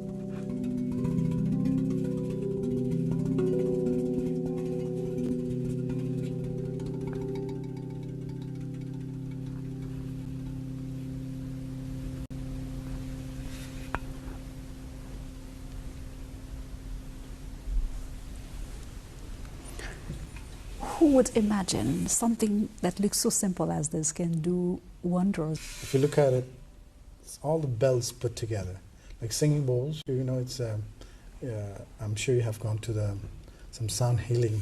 Basically, the sound of singing bowls, bells. Okay. Sounds like a bell.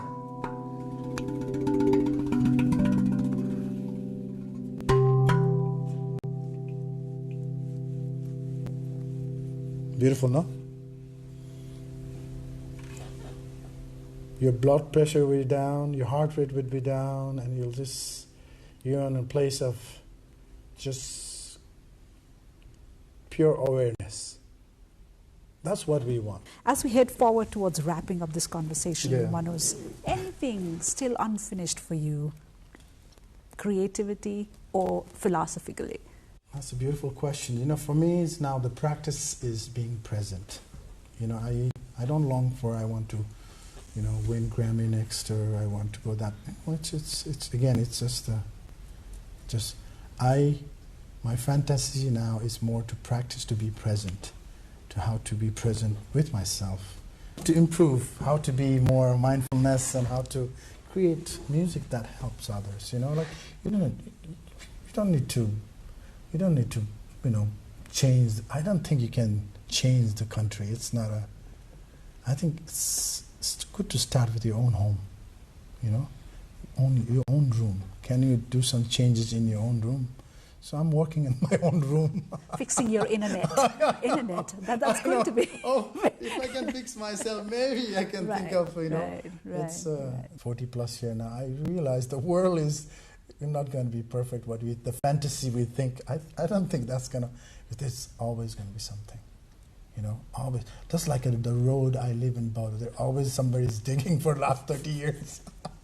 And you don't know what it's so funny, like, no, they built the perfect road, and next day they're already digging it. God, and that never ends. So I just like, okay, you know, you so can't this is beat not them, gonna just end. join them. And finish the work. I know. So that's where I am.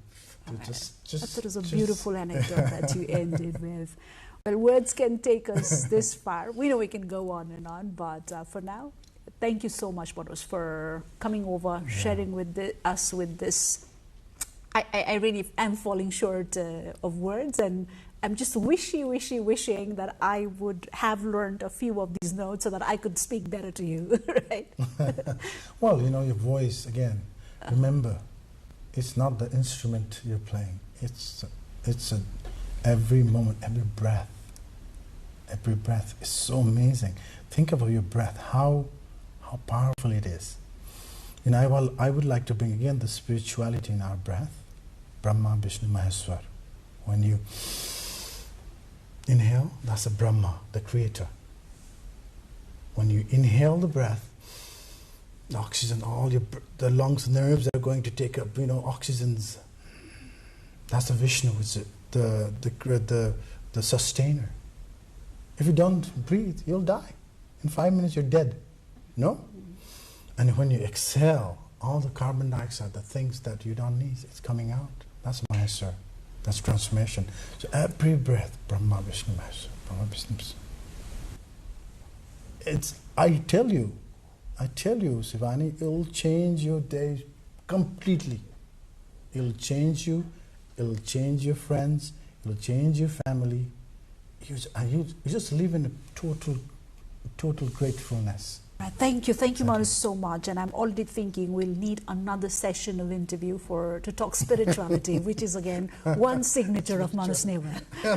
Right. You'll have to be back for that. For now, thank you so much for the great wealth of insight and the depth of, the soul that you bring to this interview.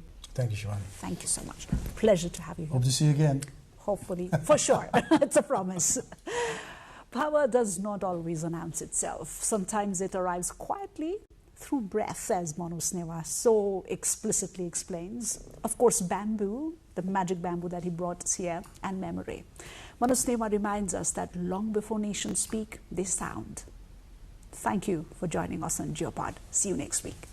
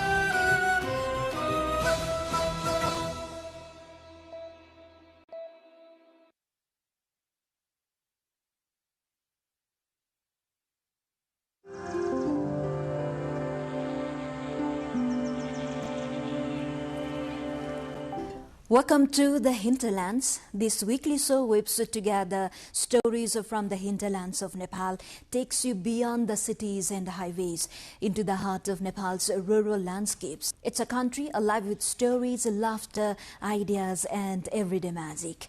I'm Rosina Rai and we will be leading you into this journey every week. Welcome back. The Hinterlands brings stories from all 77 districts of Nepal to the forefront, amplifying voices that are often unheard and unseen, especially communities long ignored and marginalized. Our first report takes us to the Tarai region, to the Musahar community, where families remain vulnerable to floods, droughts and chronic insecurity year after year, as promises of change remain unfulfilled. A little away from the busy core of Janakpur Dham sub-metropolitan city, beyond the crowded roads and concrete structures, lies Basaiya, ward number 24 of the sub-metropolis in southern Nepal. But here the city's progress feels distant. In the Musahar settlement, political leaders have been frequent visitors these days. They come right to people's doorsteps, not with solutions, but with promises. Assurances are offered, hands are shaken, and then the vehicles leave. Yet the daily struggle here remains unchanged, finding work, arranging food, and somehow surviving another day. In this Dalit settlement, even the houses built under the People's Housing Program have become symbols of neglect, structures started but never completed, standing as reminders of unfinished commitments.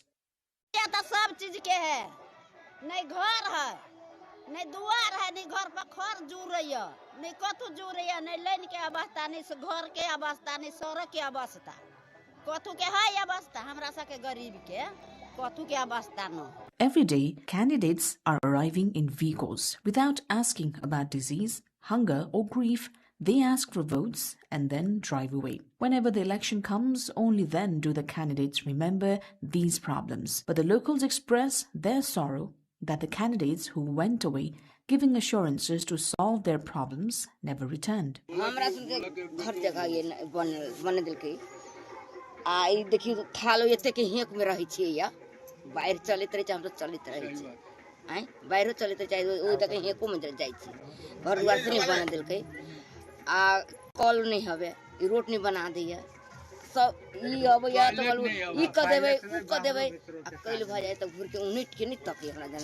For the Musahar community, the demands are basic: a secure livelihood and a roof to live under.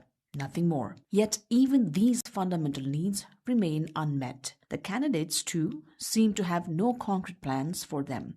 Housing promises in this settlement are not new. They date back to the last election, and even children from the community can recall them. But the reality remains the same. Families continue to live in unsafe huts, vulnerable to harsh weather and constant uncertainty. For the residents, the hardest truth is that their problems rarely enter the priorities of those seeking votes. The outflow of young Nepalese has reached a critical level and a large phenomenon inside the country. Migration in search of better employment opportunities and global exposure is rising sharply, with reports showing that some villages are now left without young men or skilled manpower. In these communities, women have no choice but to shoulder every responsibility in the absence of men. Now we take you to one such place of village without a man. Nepal continues to witness a steady rise in labor migration as employment opportunities within the country remain limited. According to the Department of Foreign Employment, between mid-December 2025 and mid-January 2026 alone, 55,541 men and 7,018 women received labor permit approvals under unskilled, skilled, professional, and highly skilled categories. This growing out-migration has not only emptied villages of youth, but has also significantly increased the social and economic burden on women. From farming and family management to development work and social leadership, women in the hinterlands of Nepal have no choice but to roll up their own sleeves. A clear example of this changing reality can be seen in Tallo Satigar village of Waling 6 in Syangja district. Daily household chores, agricultural work, community development, and social administration are now largely handled by women. Despite the common belief that women's participation in social, economic, and political sectors is limited, Tallo Satighar has shown that a village can function and move forward through women's leadership alone. With a situation resembling one house, one abroad, the village is now home mainly to women and elderly residents, leaving women to address every challenge that arises. एकदम गाह्रो हुन्छ किनकि अब भैँसी फुक्दा पनि बानी मान्छे पनि हुनुहुन्न अब त्यस्तै हो व्यवहार पनि चलाउनु पर्यो. From working in the fields with children on their backs to managing households and extended families, women shoulder all of the responsibilities. अबको अवस्थामा मलामी पनि महिलाहरु जाने अवस्था भइरहेको छ किनकि बेरोजगारीको कारणले. As women in villages like Tallo Satighar continue to carry the weight of the households, communities and development, their contribution remains largely unsupported by policy and resources. Unless sustainable employment opportunities are created within the country and women-led communities are backed with targeted programs, the unseen burden carried by women in these emptying villages will only continue to increase. Now to a different report that raises serious questions about environmental safety from Nepal's Dhading district. This report digs deeper into the excessive use of chemical pesticides on farms, a practice that is destroying natural pollinators and predators essential to the ecosystem, such as honeybees. And beekeeping farmers are deeply worried as pesticide use in nearby fields is killing honeybees. This is especially alarming in a district where nearly 90% of the population depends on agriculture for survival. Dhading is a key agricultural pocket area where country's most significant commercial farming activities are in practice. Nearly 90% of the district's population is engaged in agriculture. Beekeeping, though not at a very large scale, is slowly becoming a lucrative source of income for farmers in the district, with the local agriculture office estimating around 12,000 beehives in the district. Farmers raise bees using both traditional log hikes and modern hive systems. Due to its slow investment and relatively high returns, beekeeping has been widely adopted as a livelihood option in the district. However, beekeeping farmers are now facing a growing crisis. The uncontrolled use of chemical pesticides in commercial vegetable, fruit, and oilseed farming has led to the death and migration of honeybees. Over the past few years, farmers report a steady decline in bee populations. When bees forage for nectar and pollen, they come into contact with pesticide-contaminated flowers and die. In addition, changes in weather patterns and flowering seasons are making it increasingly difficult for bees to survive and produce honey. Farmers in the district once produced up to 2 tons of honey annually, but production has steadily decreased in recent days. Agriculturalists highlight reducing and regulating pesticide use in beekeeping areas is essential to protect pollinators and strengthen the sector. Now we move to the remote hills of Pasthar in eastern Nepal, where daily life has become a constant struggle. The only means connecting villages to the outside world lies in ruins. Suspension bridges, once a vital lifeline for these remote communities, have been swept away, forcing residents back into hardship. In the remote hills of Pasthar in eastern Nepal, life is a daily struggle as the only mean of connecting to villages to the outside world is in ruins. For decades, residents were forced to rely on fragile wooden foot bridges to cross rivers and streams and braving monsoon floods just to have access to their field or visit relatives. Khagendra Chemjong, a 60-year-old resident, has become one of the faces of this enduring struggle. Every day, Chemjong and others cross the river bearing life-threatening risk just to fulfill their daily activity. 3 years ago, the construction of a suspension bridge brought relief to the villagers, making the journey safer and more manageable. However, that relief was short-lived. During last year's monsoon, incessant rains swept away the only bridge over Nibukhola River in the village. Chemjong and his neighbors are once again forced to navigate the dangerous waters on their own.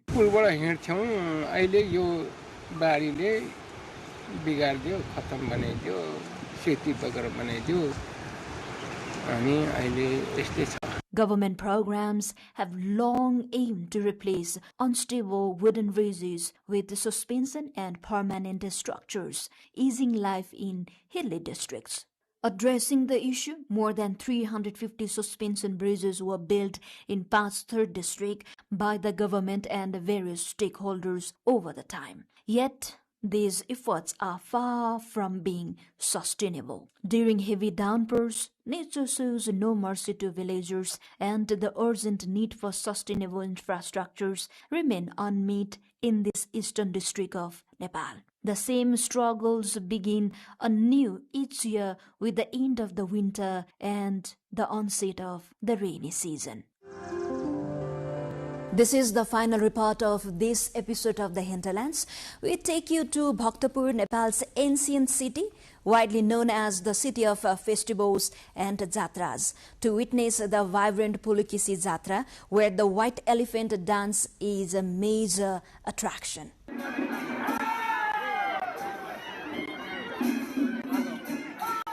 The ancient Newar city, Bhaktapur in Nepal's Kathmandu Valley, recently celebrated the Pulukisi Jatra, a vibrant fair and religious procession with great fanfare and devotion. Held during the sacred Sostani Brata, a month-long Hindu ritual observed across Nepal. This festival is a living testament to the country's religious dedication and cultural richness. In the Newari language, Pulu means elephant and Kisi refers to the animal itself. The festival features a symbolic white elephant dance representing Airavat, the divine mount of Lord Indra. During the celebrations, the streets and temple courtyards of Bhaktapur transform into a mesmerizing sea of color and sound. Traditional music fills the air while groups of youth, children and women enliven the city, turning into a lively carnival of devotion and joy. At the heart of the Jatra is the Pulukisi, a symbolic elephant crafted from straw and brought to life through a captivating traditional dance. Organized with the active participation of Bhaktapur's core Newar community, this performance is not only entertaining for spectators but also deeply symbolic. Cultural scholars note that the festival embodies more than mere festivity. It represents faith, purity, and social unity. Unlike other festivals in Bhaktapur, the Pulukisi Jatra holds a unique and special place in the hearts of locals there. Despite the pressures of modern life, it remains a beacon of Nepalese cultural heritage. Generations of families have celebrated it without interruption, and visitors from across the Kathmandu Valley and neighboring regions flock to witness this spectacular event of the year. Both locals and officials emphasize the importance of preserving and promoting such traditions, ensuring that the vibrant spirit of Nepalese culture continues to flourish. Beyond the cities and the headlines, rural lives continue to unfold. Stories shaped by struggle, strengthened by resilience, and carried forward by hope. This is the Hinterlands, and we will be back next week with more stories from the heart of Nepal. Goodbye for now.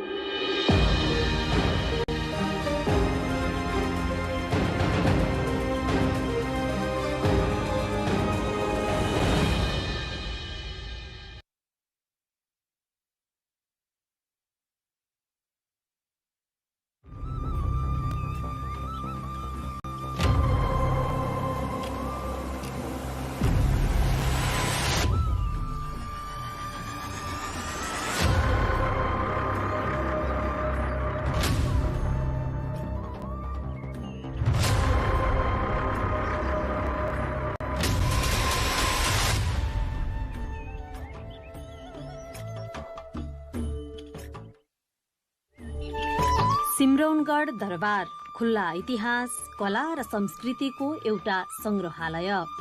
इतिहास, सभ्यता र कलाको रहस्य बोकेको शहर सिमरौनगढ। एउटा छुट्टै इतिहास रच्न सफल शहर सिमरनगढ।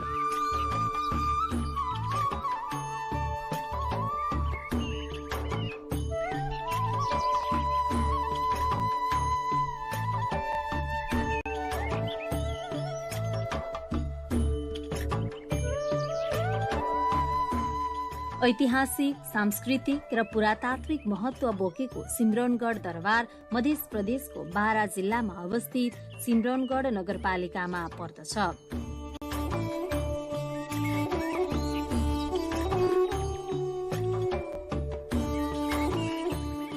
बारा जिल्लाको सदरमुकाम कलैयाबाट 20 किलोमिटर दक्षिण पूर्वमा रहेको सिमरनगढ नगरपालिकाको कार्यालयबाट करिब 500 मिटर दक्षिण पश्चिम गएपछि सिमरनगढ दरबार पुग्न सकिन्छ।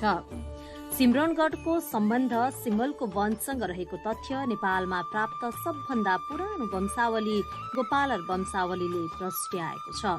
सो वंशावलीमा यस स्थललाई सिमरावनगढ भनी उल्लेख छ, जसको अर्थ हुन्छ सिमलको वनमा रहेको किल्ला। सिमलको वन रहेको यो क्षेत्र सिमरावनगढबाट अपभ्रंश हुँदै सिमरनगढ भएको मान्यता छ।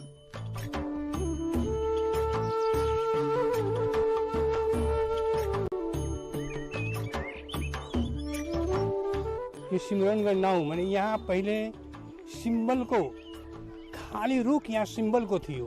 यो सिम्बलको वन भन्नु पर्यो नि, यहाँ सिम्बलको वन थियो पहिले। यसको माझमा बीचमा नि यो गढ थियो, यो किला थियो, यो गढ। त्यसकारणले सिम्बलगढ भनेर अपभ्रंश भई आएर सिमरनगढ भन्यो। यसको सिमरनगढको सिम्बलगढको अपभ्रंश हो यो सिमरनगढ।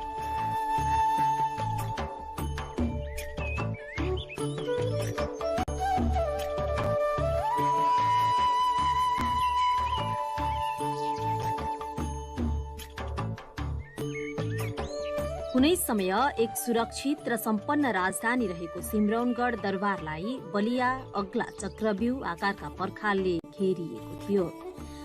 तत्कालीन राजा वीरेन्द्रबाट यस क्षेत्रको अवलोकन पश्चात पुरातत्व विभाग र इटालियन सरकारको तत्वावधानमा सिमरनगढको उत्खनन गरियो। उत्खननका क्रममा कर्णाट कालका पुरातात्विक, धार्मिक, सांस्कृतिक अवशेषहरू फेला पर्यो। सिमरनगढका पुराना अवशेषहरू आज पनि यत्रतत्र पाइन्छ। यहाँ डढेको चामल, माटोका भाँडा बर्तन, गरगहनाहरू पाइन्छ।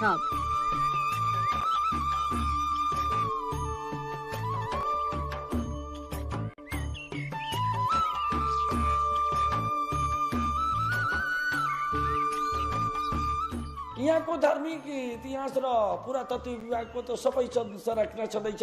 यो मन्दिर छ, पुरानो मूर्ति छ, दहीको चावल पाइन्छ, कंगन कालीको स्थान छ, तलेजु भवानीको अहिले शिलाको बाकस राखेको छ, त्यो पनि छँदैछ। चारैतिर सुन बिखरेको पनि पाइन्छ। यो सबै पाइँदाखेरि त पुरातत्व भएन।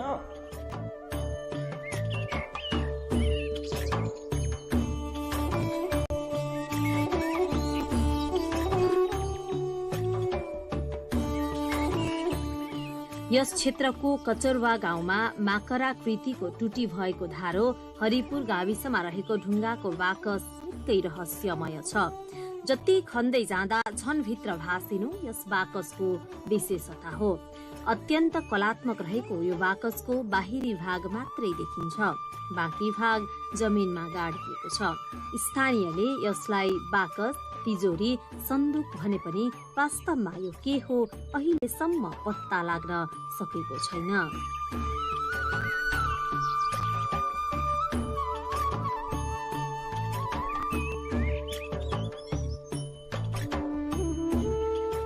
वो जमाना के शिवाजी महाराज के दरबार के तिजोरी है, पत्थर हो, रात उल्टन हो गए, पत्थर हो गए, ताला कुंडी सब बंद बा, में ताला बा, कुंडी बा, सब सहित बा।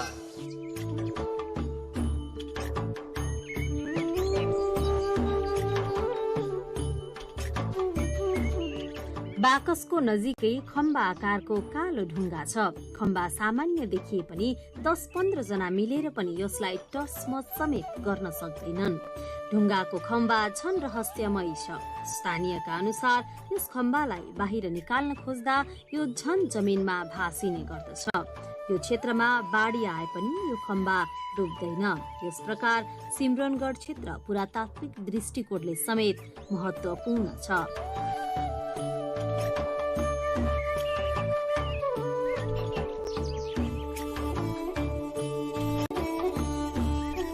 सिमरनगढको सांस्कृतिक सम्पदाको दोस्रो स्थानमा यहाँका मन्दिरहरूलाई लिन सकिन्छ। सिमरनगढको बीच भागमा स्थापना गरिएको कंकाली मन्दिर ईंटद्वारा निर्माण गरिएको शिखर शैलीमा छ। मन्दिर चारैतिर चतुष्कोणाकारको भवनको बीचमा शिखर उठेर माथिसम्म चुलिएको छ।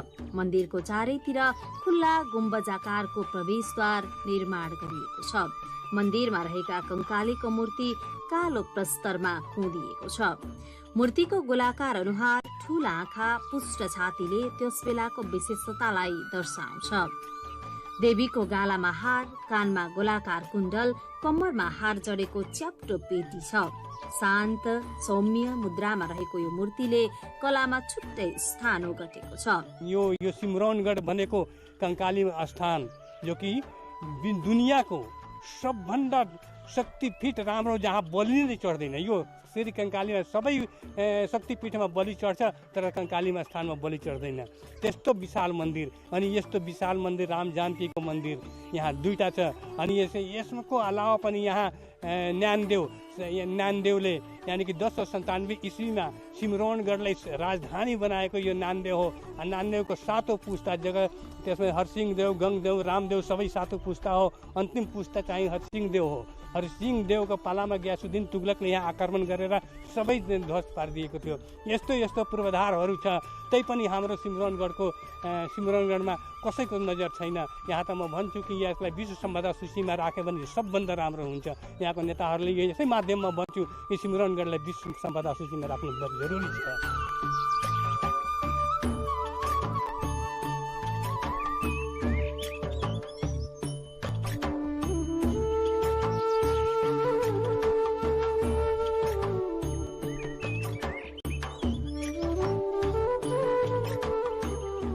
यहाँ रामनवमीको दिन ठूलो मेला लाग्ने गर्दछ।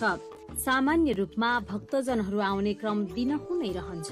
अहिले पनि यो क्षेत्रमा कंकाली माताको ठूलो महिमा छ भनिन्छ। त्यसै गरी चिताएको फल देवीले पूरा गर्छिन् भन्ने जनविश्वास समेत रहेको छ।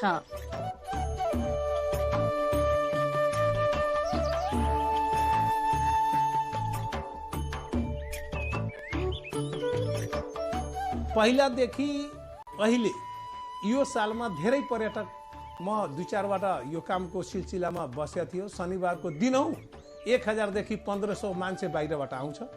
अब त्यसको लागि पनि हामी व्यवस्थापन गरिराखेका छौँ। त्यहाँ एउटा पूजा अर्चना गर्नको लागि बेलुका बिहानै आरती, जस्तै हरिद्वारमा तपाईँ गयो सक्नु होला भले हेर्नु होला, बिहानै र बेलुका गङ्गाको आरती हुन्छ। त्यहाँ पनि कंकाली मन्दिरमा हामी आरतीको एउटा छिटै व्यवस्था गर्छौँ।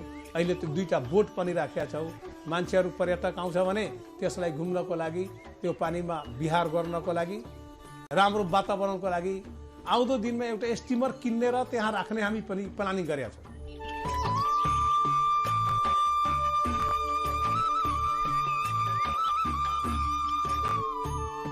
कंकाली मन्दिर प्राङ्गणमा विभिन्न देवी देवताका अन्य मन्दिरहरू पनि रहेका छन्। प्राङ्गणमा रहेका मानसाराम बाबाको मन्दिर 3 मिटर उचाइ र 5.47 मिटरको चतुर्कोणाकारमा निर्माण गरिएको छ। मन्दिरभित्र मानसाराम बाबाको समाधि स्थल छ। समाधि अगाडि एक जोर खराउ छ, जसलाई मानसा बाबाको खराउ भनी पूजा गरिन्छ। प्राङ्गणमा शिव, पार्वती, हनुमान, विष्णु, विश्वकर्माको मन्दिर रहेका छन्। कंकाली मन्दिर त धेरै पुरानो इतिहास बोकेको मन्दिर हो। त्यो मन्दिरको प्राङ्गणमा तपाईको कंकाली मन्दिर, मनसा बाबा मन्दिर, तपाईको विष्णु मन्दिर, तपाईको यो धेरै मन्दिरहरू छन्।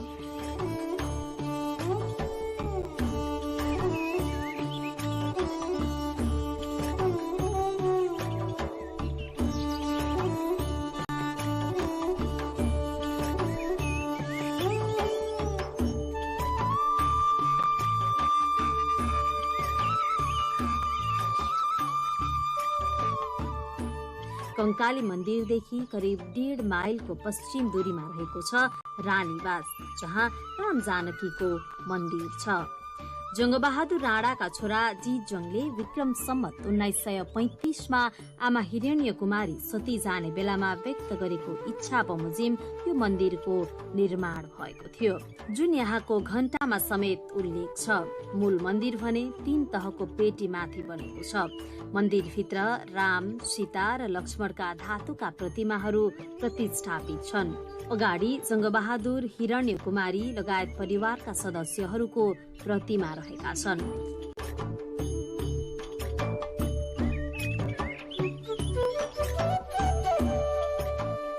पहिला 2224 को बेलादेखि यहाँ राजा शिवसिंहको पालीमा यो राम जानकी मन्दिर थियो र त्यसपछि नानदेवजी पनि आउनुभयो, त्यो उहाँको पालीमा पनि यहाँ राम जानकी मन्दिर र हाम्रो जङ्गबहादुर महाराजज्यू 1838 मा आएर हेभन्दा 9 हात अग्लो मन्दिर काठको नै बनाउनु भयो। त्यो प्रमाणै छ, आजसम्म इटमा लेखेर राखेको छ। र त्यसपछि 1935 मा हाम्रो जङ्गबहादुरको कान्छो छोरो जितजङ भनेर उहाँले नै बनाउनु भएको छ। उहाँको शिला यो जङ्गबहादुर महाराजको हो। उहाँको पत्नी, 2टा छोरी र एउटा कान्छो छोरो।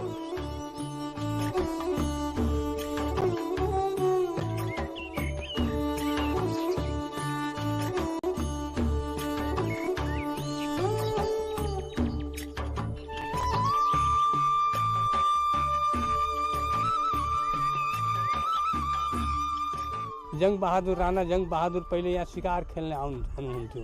और शिकार खेल्दा खेल्दै यहाँ एउटा बासको रूपमा पनि शिकार खेल्ने, यहाँ बास बस्ने, अनि फेरि जाने, फेरि इसमें बास बस्ने, शिकार खेल्ने। अब यहाँबाट जाँदाखेरि पतरहट्टामा उहाँको मृत्यु भयो जङ्गबहादुरको। अनि यो छोरो थियो जगतजङ।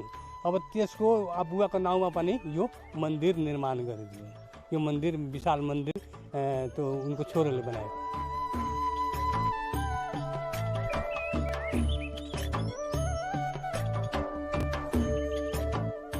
मन्दिरको प्राङ्गण वरिपरि 2 तल्लामा चतुष्कोणाकारका धर्मशाला बनेका छन्। मन्दिर निर्माणमा त्यहाँका भग्नावशेषहरू प्रयोग भएको छ। समय समयमा प्राप्त भएको मूर्तिले सिमरनगढको महत्वलाई झन बढाएको छ। यहाँका मूर्तिकलाका रचनाहरूले सिमरनगढको सांस्कृतिक समृद्धिलाई पुष्टि गर्दछ। यहाँको मूर्तिकलाले आर्थिक रूपले समृद्ध यो राज्यमा कला र साहित्यले भरपूर उन्नति गर्ने मौका पाएको स्पष्ट हुन्छ। केही वर्ष अगाडि पुरातत्व विभागको सक्रियतामा कंकाली मन्दिर परिसरका मूर्तिहरूलाई मन्दिर परिसरमै घर बनाई संग्रहित गरिएको छ। त्यसै गरी सिमरनगढका केही मूर्ति र दरबारका अवशेषलाई राष्ट्रिय संग्रहालय छाउनीमा संग्रहित गरिएको छ। सिमरनगढको तोरणद्वारको टुक्रा संग्रहालयको भित्री गेटमै राखिएको छ। यस क्षेत्रमा अनेकन पोखरी र इनारहरू रहेका छन्, जसमध्ये इसरा, झरौखरा, राजाबादा, मनहरवा, आमवा, हथाइया प्रमुख छन्। इसारा पोखरी कंकाली मन्दिरको अगाडि छ। यो पोखरीको नाम राजा शिवसिंहकी रानी इसाराको नामबाट राखिएको छ।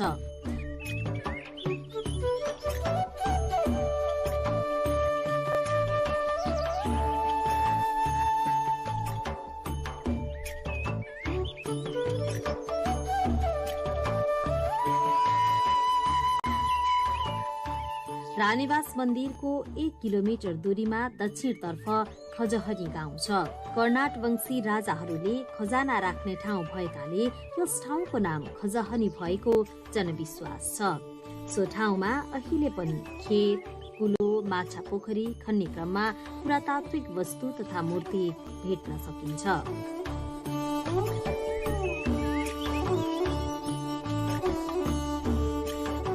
शान्ति, ऐश्वर्य र करुणाले धपक्क बलेको अलौकिक भाव र मुस्कानयुक्त चिल्ला काला ढुङ्गामा कुँदिएका मूर्तिहरूले यहाँको कलाको स्वतन्त्र र मौलिक शैलीलाई प्रस्तुत गर्दछ। मूर्तिमा पाइने आवरण र आभूषणले त झन् भक्ति रस र सौन्दर्य रस प्रदान गराउन सफल छ।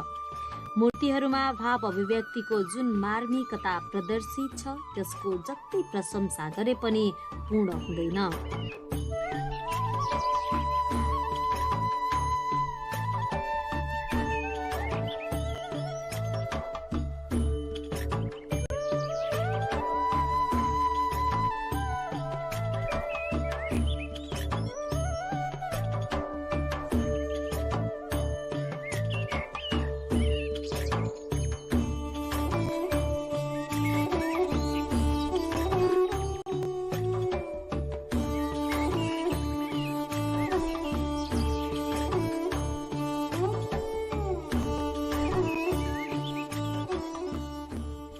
अथाह पर्यटकीय सम्भावना बोकेको ऐतिहासिक र धार्मिक धरोहर सिम्रौनगढ दरबारसम्म पुग्नका लागि जनप्रतिनिधिहरू निर्वाचित भएर आएसँगै बाटोको सहज व्यवस्था भएको छ। सडक सुविधाका लागि नगरले पहल गरेसँगै आगन्तुकलाई केही सहज भएको छ।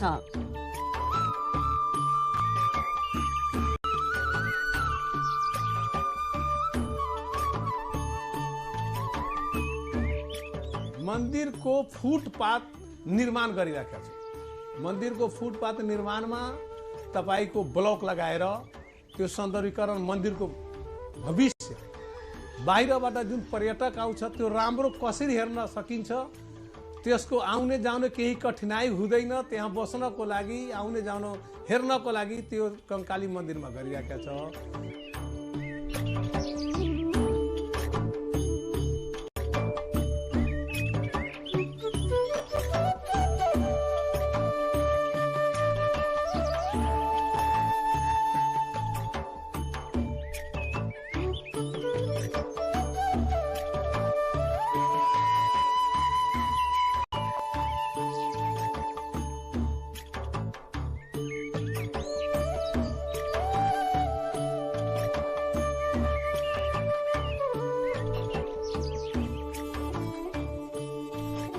सिम्रौनगढका बारेमा अहिलेसम्म स्वदेशी र विदेशी पुरातत्वविदद्वारा धेरै अनुसन्धान भएका छन्।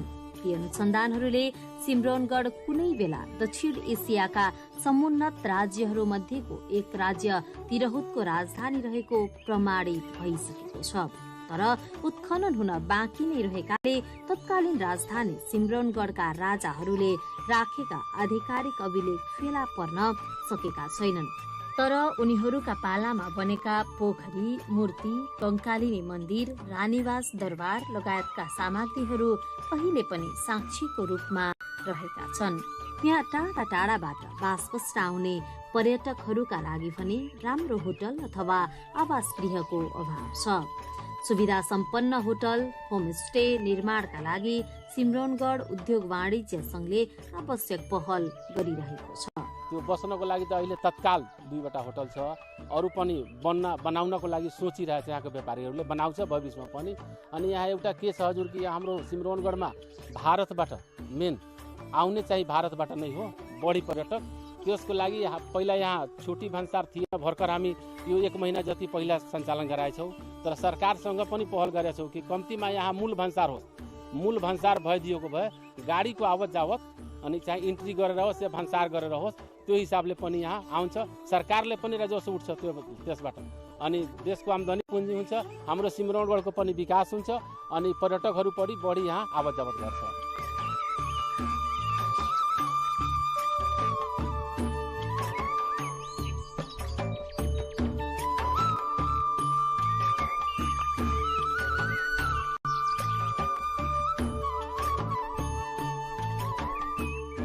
यस क्षेत्रको संरक्षण र प्रवर्धनका निम्ति बृहत योजनाको आवश्यकता देखिन्छ।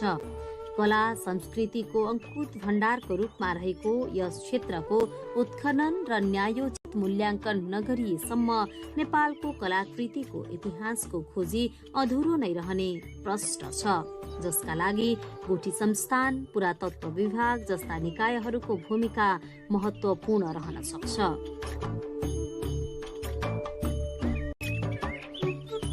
सिम्रौनगढ उद्योग वाणिज्य संघबाट पनि यसमा देशमा अनि पर्यटक मन्त्रालयमा पनि हामी पठाएछौँ कि यहाँ जसरी भए पनि यहाँको पहिला हाम्रो सिम्रौनगढमा सबै सम्पदा छँदैछ, तर तिनीहरू लोप हुँदैछ।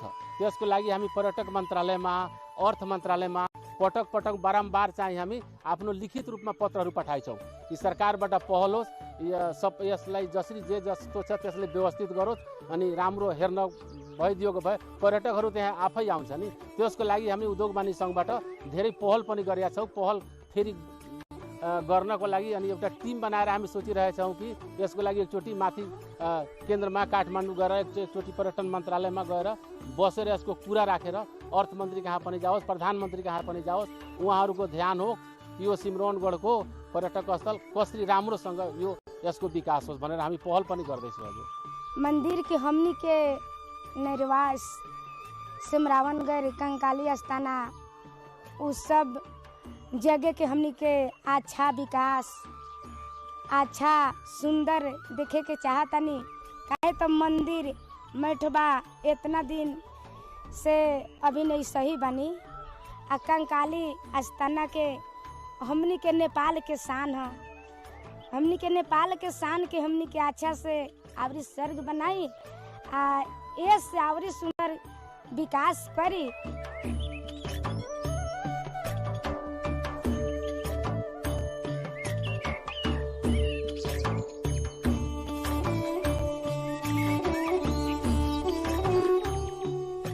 ऐतिहासिक, सांस्कृतिक र पुरातात्विक महत्व बोकेको सिम्रौनगढको संरक्षण र प्रवर्धन पक्ष केही कमजोर भने अवश्य छ।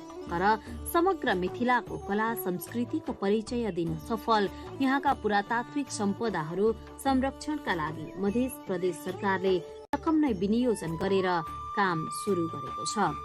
बृहत गाउँ पर्यटनको सम्भावना बोकेको यस क्षेत्रको बहुमूल्य वस्तुलाई साँच्चै मूल्यवान बनाउन प्रदेश सरकार लागि परेको छ। मर्मत सम्हारको अभावमा मन्दिर जीर्ण बन्दै गइरहेका बेला प्रदेश सरकारले गरेको यो पहल र प्रयास साँच्चै प्रशंसनीय छ। मानव अतीतलाई छातीमा समेटेर ऐतिहासिक धरोहरलाई सुरक्षित राख्न सफल सिम्रौनगढ दरबार घुमौं, Madhesh चिनाऊ।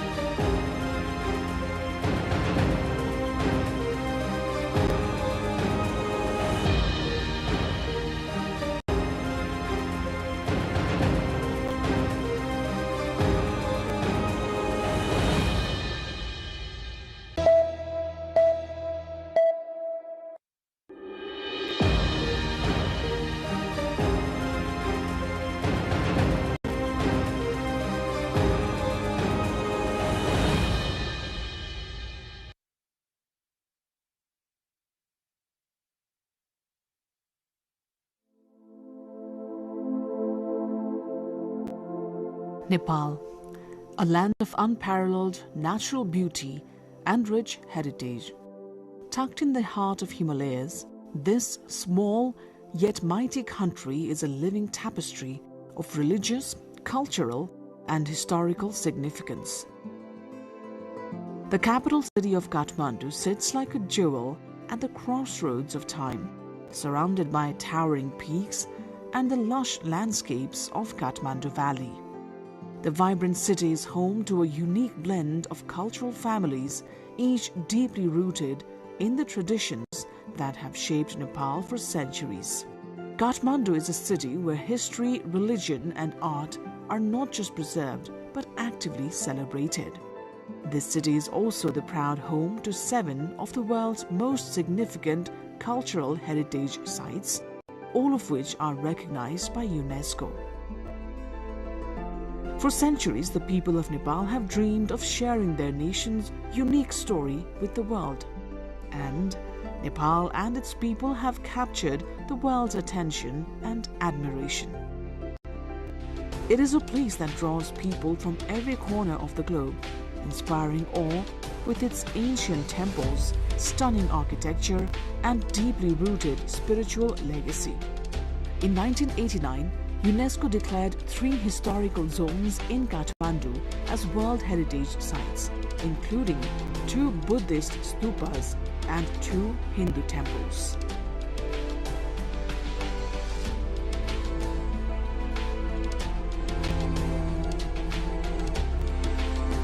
One such remarkable site is the Hanuman Thoka Darbar Square, a historical treasure located in the heart of Kathmandu Valley. The legacy of ancient kings is written in every stone of this sacred ground. From the reign of King Ratna Malla to that of mighty King Birbikram, Hanuman Thoka has been a central figure in the cultural and political life of Nepal. Here, the temple of Taleju, Jagannath, Shiva Parvati, the massive Tulo Ghanta, Kal Bhairav Shrine, Maiju Devol, and the Kumari Kal are among the most important landmarks. The intricacy of the temples, the carvings, the statues, and the entire architectural composition bear witness to the authenticity and craftsmanship of Nepalese art. The preservation of these artifacts is crucial as many of them are unique to Nepal and cannot be found anywhere else in the world. Each day, hundreds of international tourists visit this place not only to witness its beauty, but also to learn about its cultural and historical significance. Many scholars and academics visit Kathmandu to study the profound artistic and architectural heritage found in the city.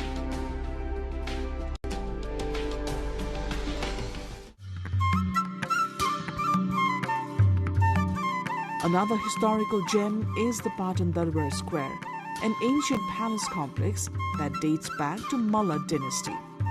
Located in the city of Patan, which is also known as the City of Art, the square is a testament to the creativity and devotion of Malla kings. Built during the 17th and 18th centuries, Patan's magnificent temples and palaces were commissioned by King Siddhinarsingh, King Srinivas and King Yoganendra Malla, whose influence is still visible in the area's grand architecture. Some of Patan's most famous landmarks include Mool Chowk, Sundari Chowk, Bhimsen Mandir, Krishna Mandir, Taleju and Kumbheshwar Mandir. Among these, Sundari Chowk is an attraction in itself, and nearby Tusa Hiti Dhara, a traditional water spout, adds an authentic touch to the cultural experience. The Krishna Mandir, built in the distinct Shikhara style, is another highlight.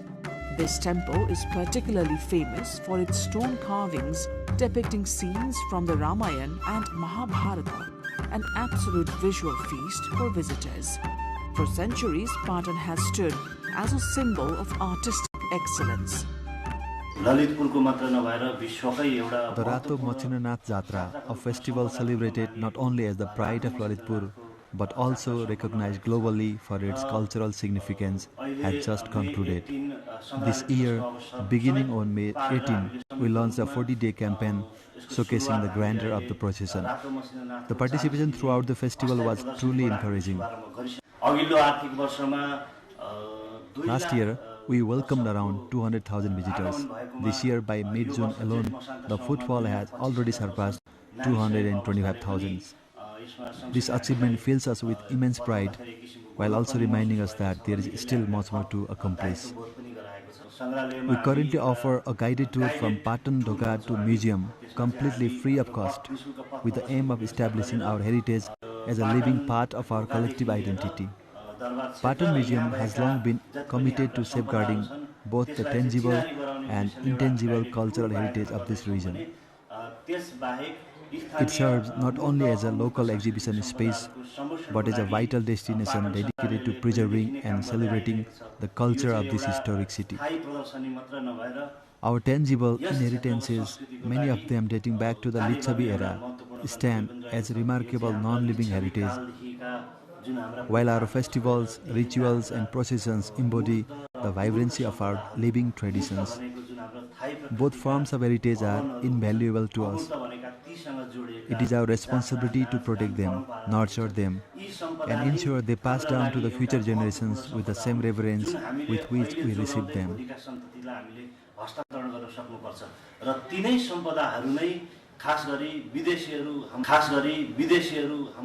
International tourists travel to Nepal to experience the richness of our natural and cultural heritage.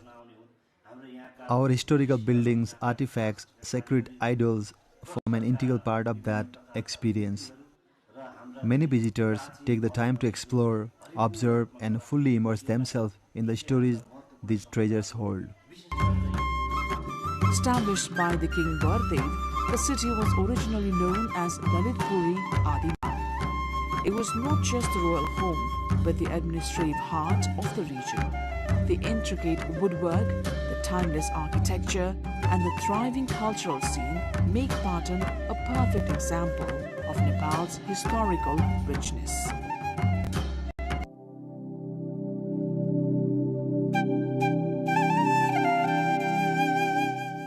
Bhaktapur, another ancient city, takes its place among the jewels of Nepal.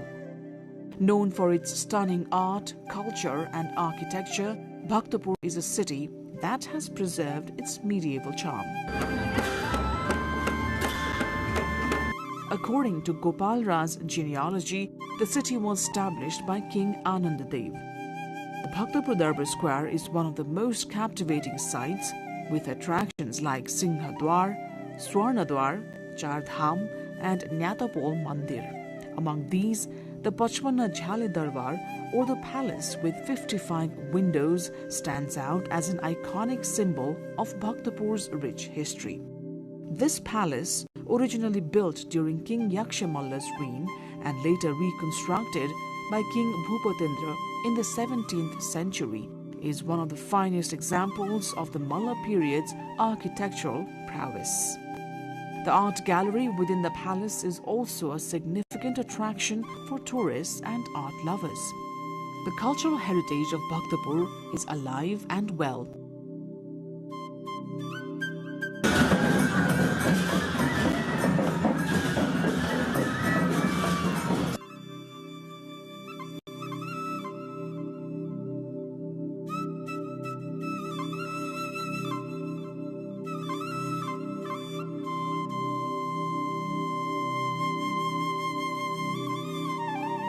Now we are in Bhaktapur and we are very surprised about the city.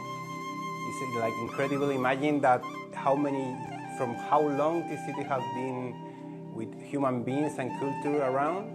So we are very impressed. Probably one of the most beautiful cities that we ever seen. The construction, the architecture is very nice. The bricks, that is like all the city made from bricks and wood. And the people also is very happy, very friendly. You can move easily from anywhere because they have transport for everywhere. Take a long time be in the roads because the roads are not so good, but you can do to any place. So it's very easy to move. It's very beautiful to see, and it's very satisfied for your heart. This kind of culture. Bhaktapur, who is one of the most beautiful cities that I never seen before. It's a very ancient city. Some temples were constructed like in 12th century. So you feel like in other time, and you can walk a lot of days, and you can see the smile of the people, the street, this history. So we are very impressed and happy to came to this country. Every day I send pictures to them, to my family, and they are so impressive too. I think that this country is a very complete country to spend a holiday or a long trip, wherever you can do. You can be in different parts with different views and history and culture. So I invite to all you to come to Nepal and enjoy this beautiful place. From the Kumals who craft their signature mud products to the intricate wooden crafts that define the city, Bhaktapur offers a window into traditional lifestyle of the Malla era. The famous black cap, Bhatgaule Topi, worn by Nepali men, also originates here, a small yet meaningful piece of cultural pride.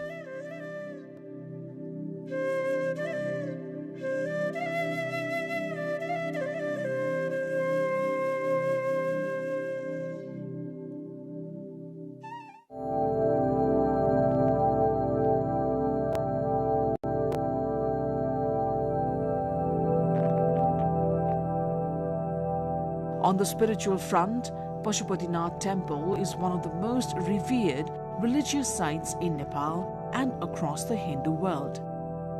The temple, built in pagoda style, stands as a beacon of faith for millions of Hindus worldwide.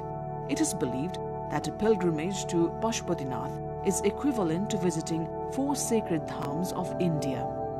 Built by King Bhupatendra Malla, this temple serves as a center of worship for a diverse array of spiritual communities, including Buddhists, Jains, Sikhs, and others. The Pashupatinath complex is rich with temples, shrines, and sacred sites, each one steeped in centuries of religious history. One of the most significant festivals here is Shivaratri, a grand celebration of Lord Shiva that attracts thousands of devotees from around the world. Every year, during the special month of Shravan, the temple hosts vibrant rituals and ceremonies, drawing pilgrims to witness these sacred observances.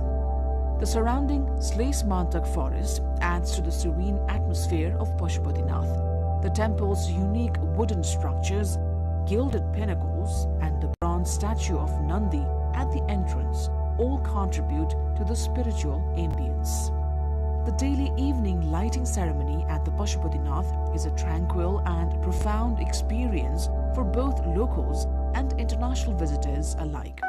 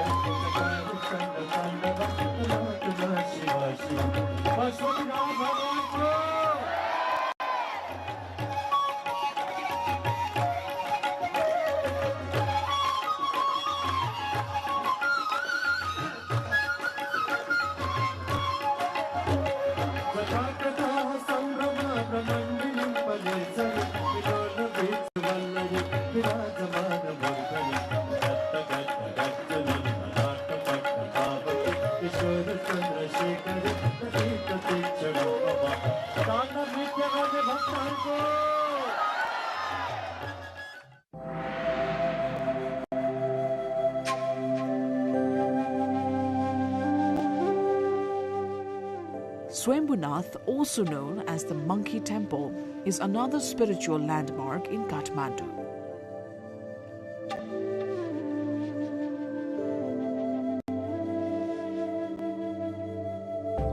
Perched atop the Padmakantagiri hill, this ancient stupa offers sweeping views of the entire valley.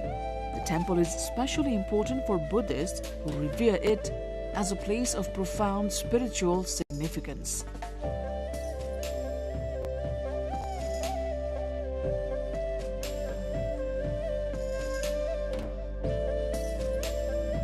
Legends say it was here that the Bipasri Buddha meditated, marking the beginning of Kathmandu Valley's spiritual foundation.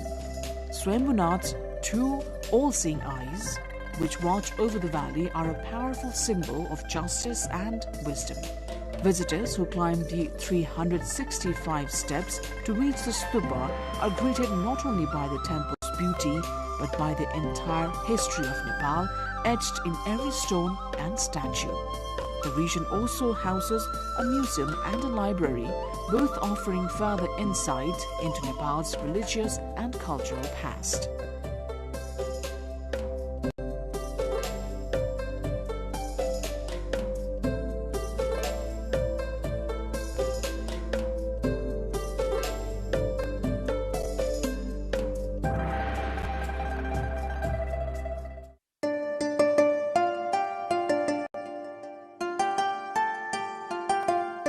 Equally impressive is the Bodhanath Stupa, one of the largest in South Asia. Built in the 5th century, the stupa is a testament to Nepal's enduring connection to Tibetan Buddhism.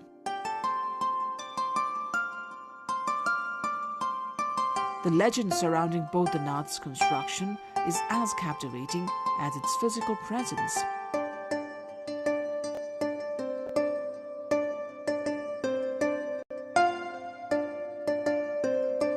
It is said that the king, upon being asked if the stupa could be built, mistakenly replied in the affirmative, leading to the creation of this sacred monument.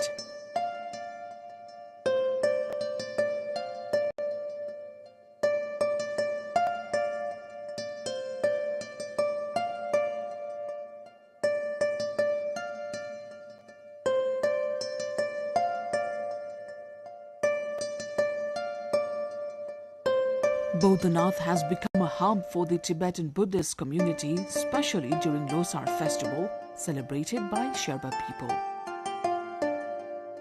Its significance stretches beyond Nepal, linking the country to broader Buddhist world.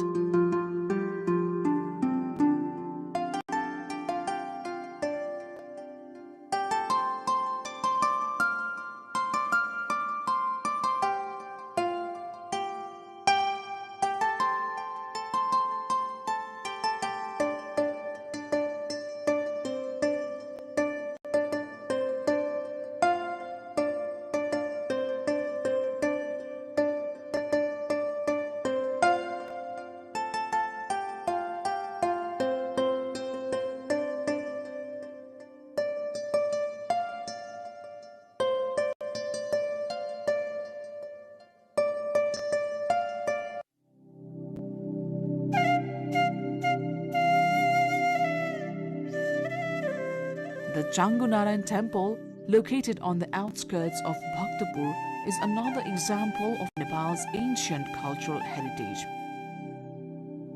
Built in the 4th century BCE, it is one of the oldest Hindu temples in Kathmandu Valley. Its intricate woodwork, stunning carvings and inscriptions make it a true architectural marvel. Dedicated to Lord Vishnu, the temple is a site of pilgrimage for Hindus and is also renowned for its artistry and craftsmanship.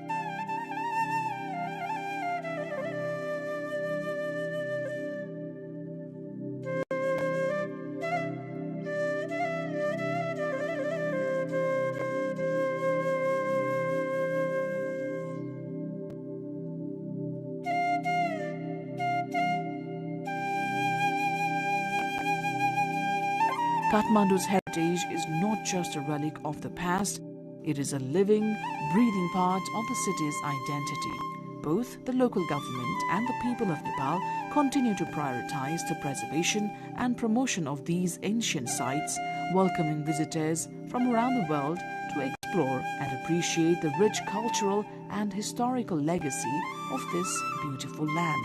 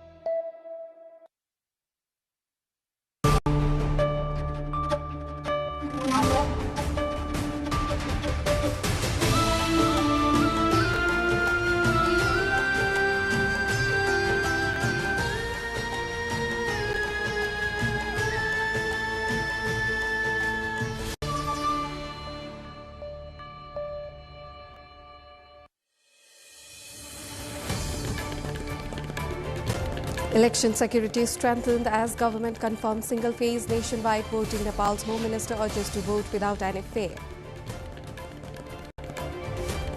Mock voting underway across Nepal as part of preparations for the upcoming polls voters' education programs to be launched from next week. Hazardous lead found in toothpastes and beauty products raises public health alarm. Amount exceeds international safety limits. Trump signs executive order threatening secondary tariffs on any country trading with Iran. Order coincidence with high-stakes US-Iran talks in Oman. Elections being held in Thailand and Japan tomorrow as voters face divergent national challenges. Japan's Prime Minister bets on her personal popularity. And Pakistan and West Indies starts their World Cup campaign with wins. Nepal to face England in its opener tomorrow.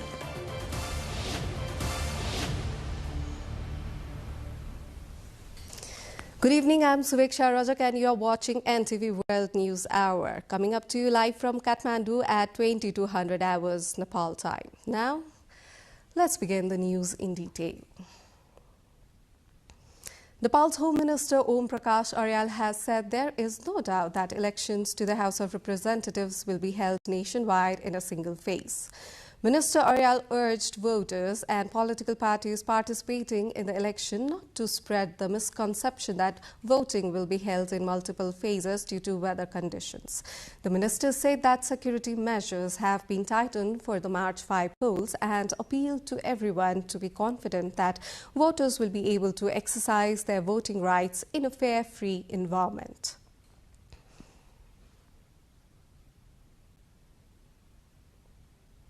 Now the mock voting exercises are underway across various districts of Nepal as part of nationwide preparations to ensure the upcoming House of Representative elections held in a free and fair manner.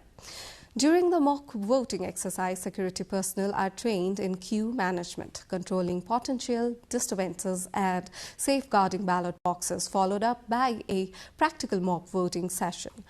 The Election Commission of Nepal is also launching voter education program from February 13 onwards as it plans to reach voters door-to-door through volunteers for voter education. The voter education programs aimed at reducing the number of invalid votes, a challenge commonly faced by election authorities worldwide. Now, lead, a toxic heavy metal with no safe level of exposure, has been detected in commonly used toothpaste and oral hygiene products and cosmetics in Nepal.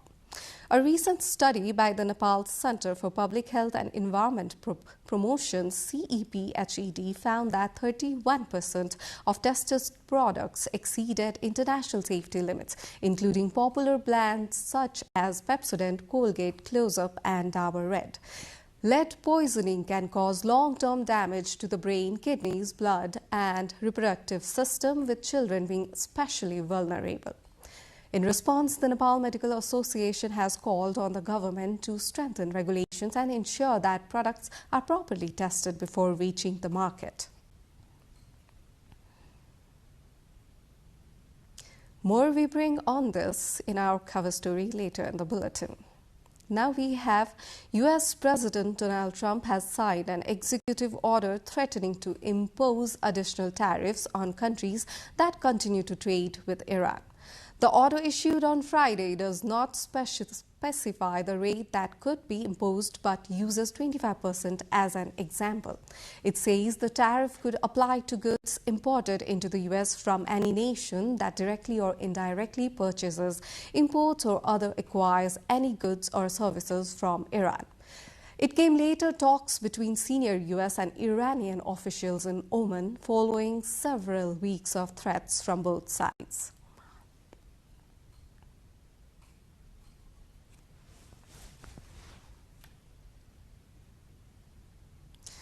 The Japanese voters are heading to the polls tomorrow in a snap general election called by Prime Minister Sanai Takaichi to seek a stronger public mandate, with all 465 lower house seats up for grabs and the rising cost of living a key issue.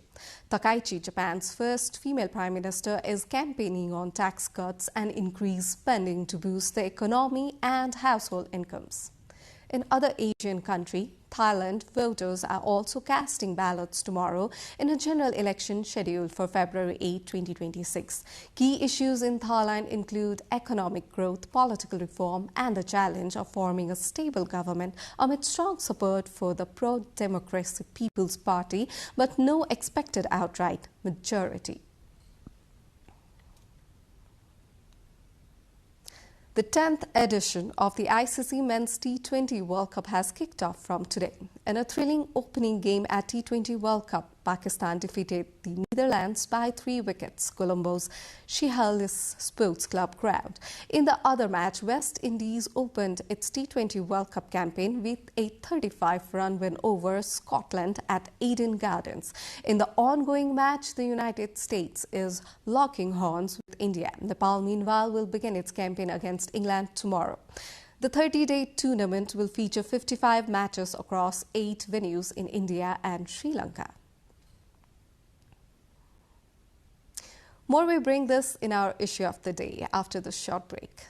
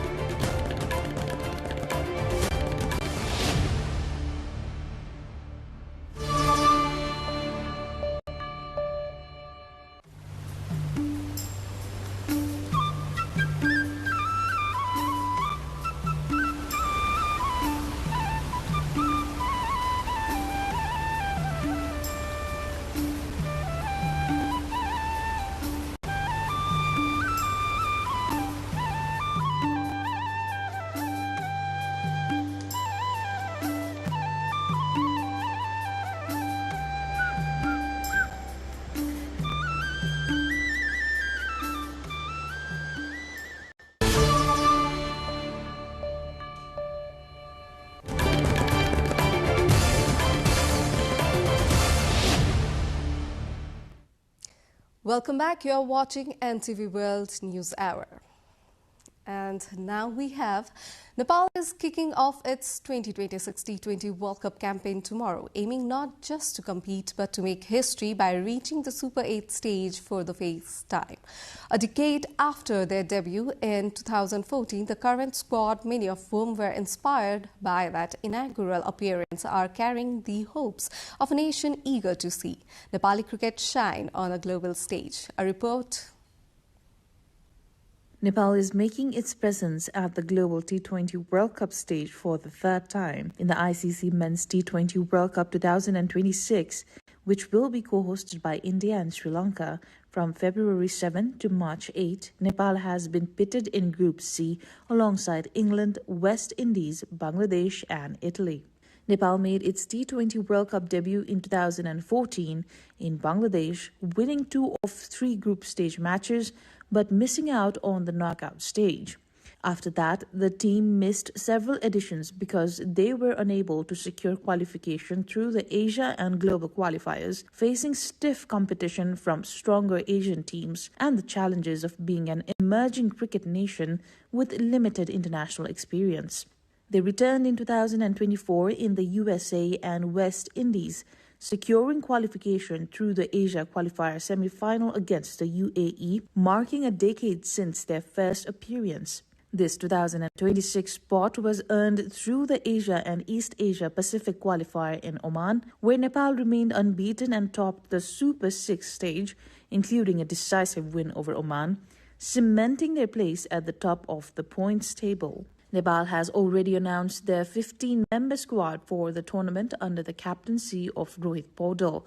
The squad this time includes 2 new faces, Basir Ahmad and Sher Mullah. The squad also includes key players Dipendra Singh Airy, Sandeep Lamichhane, Kushal Bhurtel and Sompal Kami.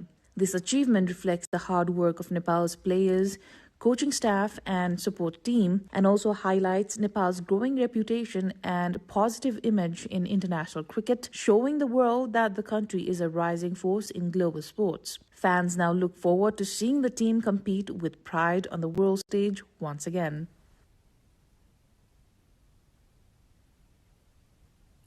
Now, Nepal is set to begin its World Cup campaign tomorrow, buoyed by excitement that swept the nation weeks ago during the ICC Trophy 2. The event gave fans across the country an early glimpse of international cricket and a heightened anticipation for Nepal's first matches. The ICC Men's T20 World Cup 2026 Trophy Tour concluded in Nepal, the landmark public display at the Bodhanath Stupa in Nepal's federal capital Kathmandu, one of the country's most revered UNESCO World Heritage Sites, marking a historic and emotionally charged moment for Nepali sport. The 3-day tour, the first ever visit of the ICC Men's T20 World Cup Trophy to Nepal, has been held as a defining milestone in the nation's cricketing journey and its growing presence on the global sporting map.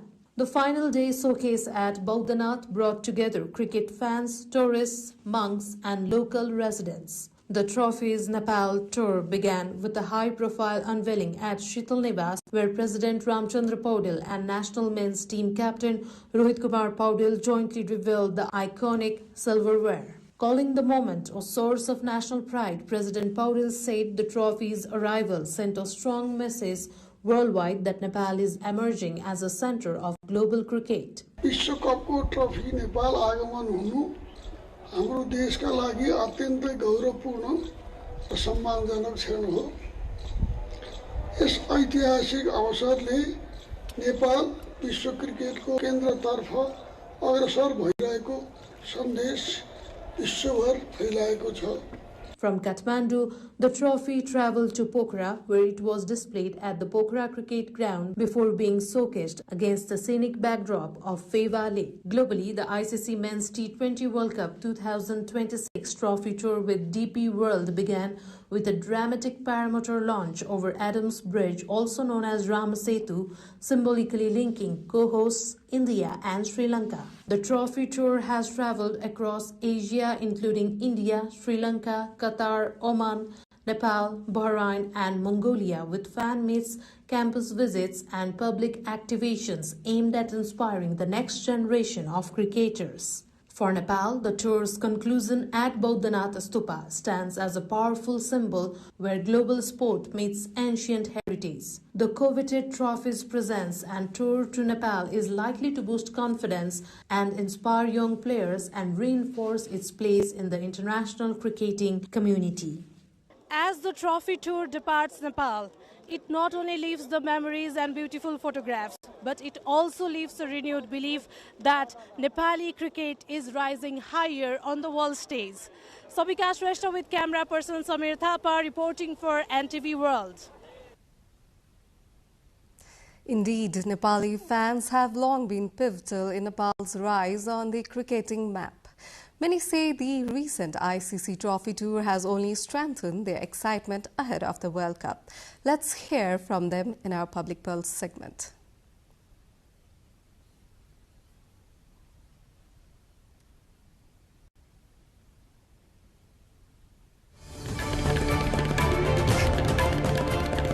Yeah, cricket is emotion for all of us Nepalis in Nepal, as we all know.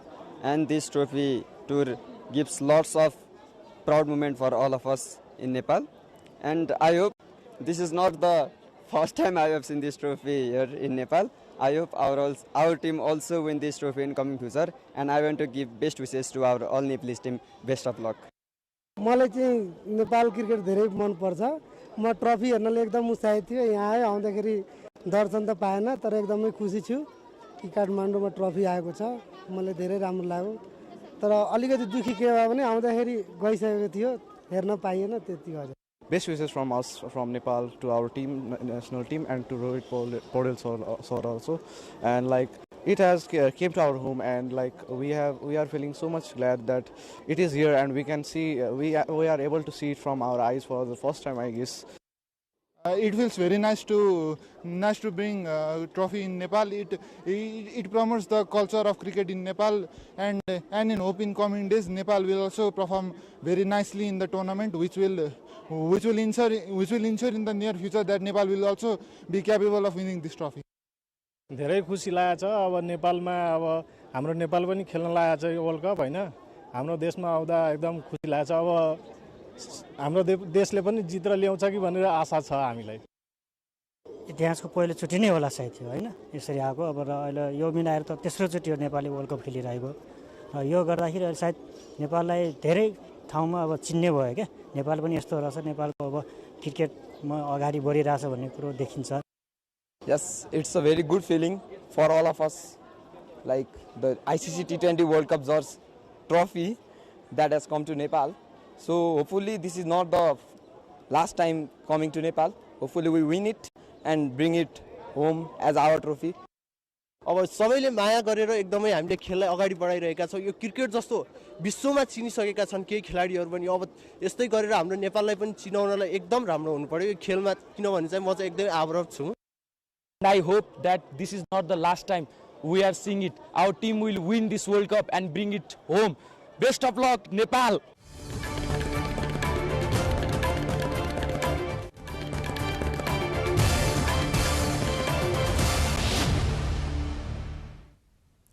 Lead accumulation and its toxicity has of late been raising eyebrows. Lifestyle has been blamed as one major factor. More we have on this in our cover story segment right after this short break.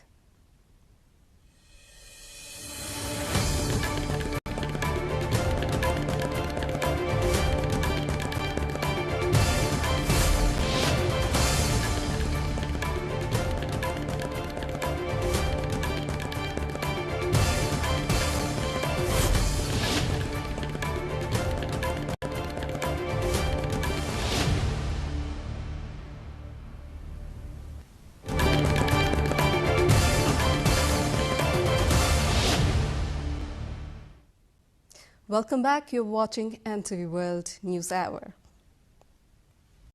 Now, recent findings in Nepal reveal that nearly 1/3 of tested toothpaste and cosmetic products contain lead, a metal that should not be in the human body at all. Lead is toxic. It accumulates and its effects, especially on children, can be long-lasting and in many cases irreversible. Smitu Gising Tamang speak.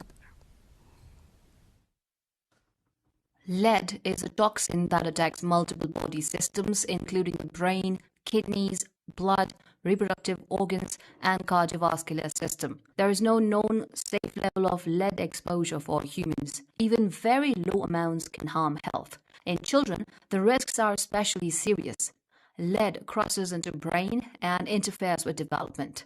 Lead stored in bones can also be released during pregnancy, exposing the developing fetus and potentially causing low birth weight or preterm birth. Globally, up to 1 in 3 children, roughly 800 million, have unsafe lead levels in their blood, according to United Nations data. Studies in Nepal show a particularly troubling pattern. In one Kathmandu Valley study back in 2017, around 64% of young children had blood lead levels above 5 micrograms per deciliter, a threshold the U.S. Centers for Disease Control considers actionable. Earlier research suggests that many children in urban areas carry elevated lead in the bloodstream tied to environmental sources. Young children absorb 4 to 5 times more lead than adults, and behaviors like crawling and hand-to-mouth contact increase their risk. Lead doesn't just affect the brain. Its impact can be profound and wide-ranging: neurological damage, anemia, kidney and cardiovascular harm, and reproductive effect.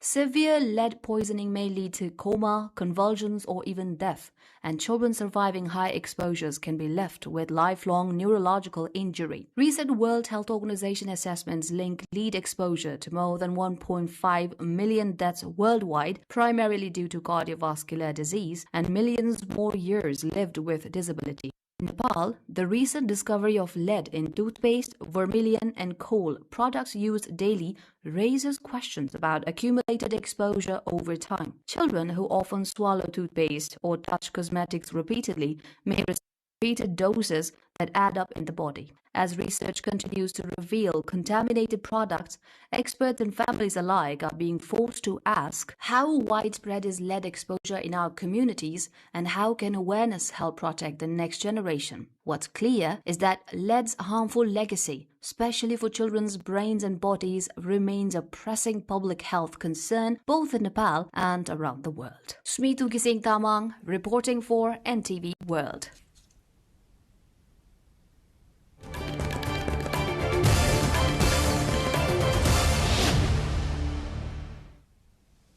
Now let's move on to more updates. Nepal's Apex Bank, Nepal Rashtra Bank, reports that foreign direct investment (FDI) inflows in the first 6 months of the current fiscal year 2025-26 amounted to about $57 million. From mid-July to mid-January of this fiscal year, around $56 million was received. Although many investors have pledged to invest in Nepal, actual inflows have remained relatively limited. For comparison, about $45 million entered in the same 6-month period last year. The government recently expanded the automatic approval route for foreign investment by removing the cap on investment eligible for automatic clearance, which officials say is expected to draw additional foreign capital. Now, Nepal has launched its 2026 nationwide HPV vaccination campaign to protect 10 to 14 years old girls. Building on last year's 94% coverage, the campaign aims to reach hundreds of girls. First time, schools can record vaccination data digitally through the Integrated Educational Management Information System. Rojina Rai brings more on this matter. Nepal is once again conducting a nationwide human papillomaviruses HPV vaccination campaign targeting 10 to 14-year-old girls to combat cervical cancer. Following the major success of the 2025 campaign under the Ministry of Health and Population, which achieved 94% coverage, the 2026 campaign aims to protect 300 to 400,000 girls nationwide. For the first time, the campaign is supported by a digital health education collaboration, allowing schools to enter vaccination data directly into the Integrated Educational Management Information System.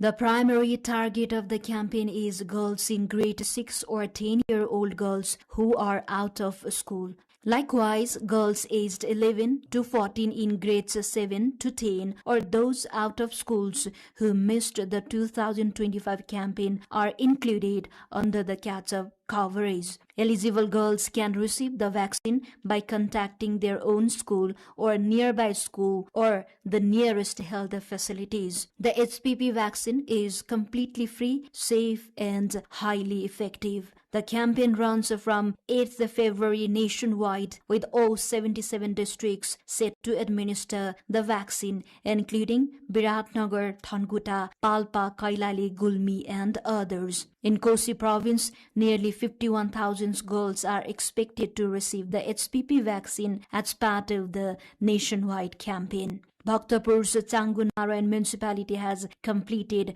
all the preparations to vaccine 800 girls starting tomorrow, covering 44 schools within the municipality. हाम्रो 800 विद्यार्थी रहेको छ हाम्रो target group चाहिँ विशेष गरी कक्षा 6 मा अध्ययनरत विद्यार्थीहरूलाई हामीले लगाउँदै छौं भने विद्यालय बाहिर रहेको चाहिँ 10 वर्षसम्मका किशोरीहरूलाई चाहिँ हामीले खोप लगाउँदै छौं. In Dhangari sub-metropolitan city in the far west, 113 vaccination centers have been registered, aiming to surpass last year's 95% coverage. The campaign is being implemented with the technical and medical assistance from Gavi, the Vaccine Alliance, WHO and UNICEF. Rosina Rai reporting for NTV World.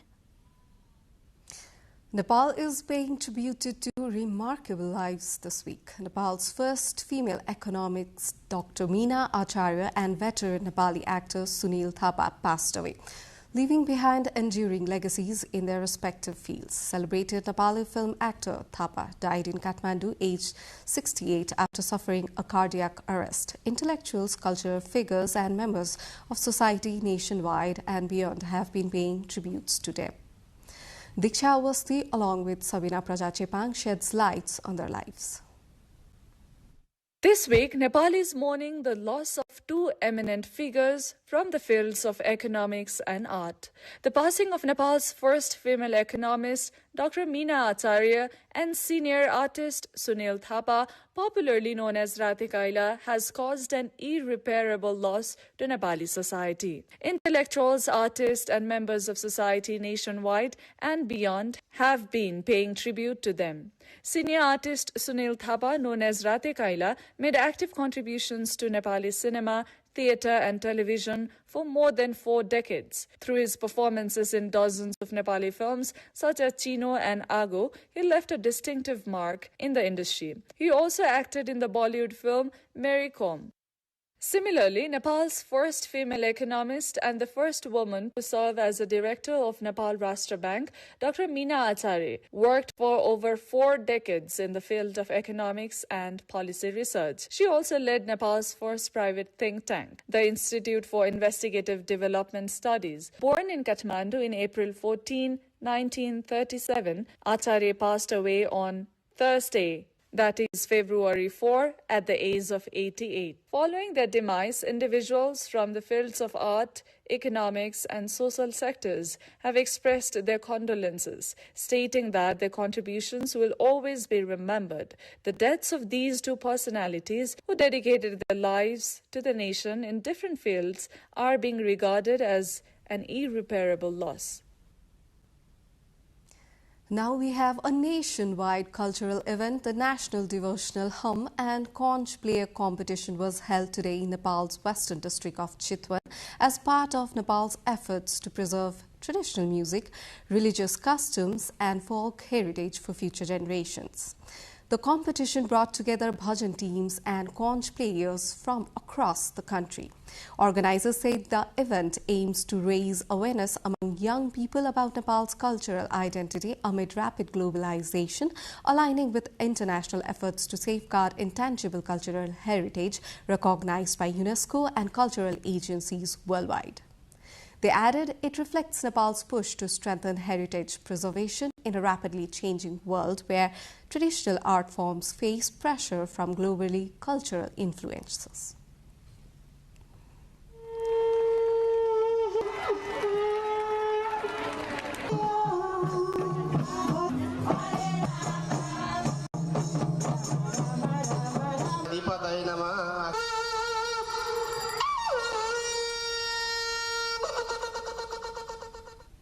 More updates coming up, but before that, let's have a recap of our headlines.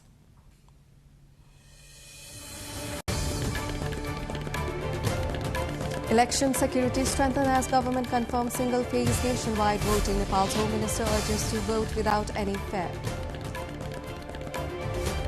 Mock voting underway across Nepal as part of preparations for the upcoming polls. Voters' education programs to be launched from next week. Hazardous lead found in toothpaste and beauty products raises public health alarm. Amount exceeds international safety limits. Trump signs executive order threatening secondary tariff on any country trading with Iran. Order coincides with high-stakes US-Iran talks in Oman. Elections being held in Thailand and Japan tomorrow as voters face divergent national challenges. Japan's Prime Minister bets on her personal popularity. And Pakistan and West Indies start their World Cup campaign with wins. Nepal to face England in its opener tomorrow.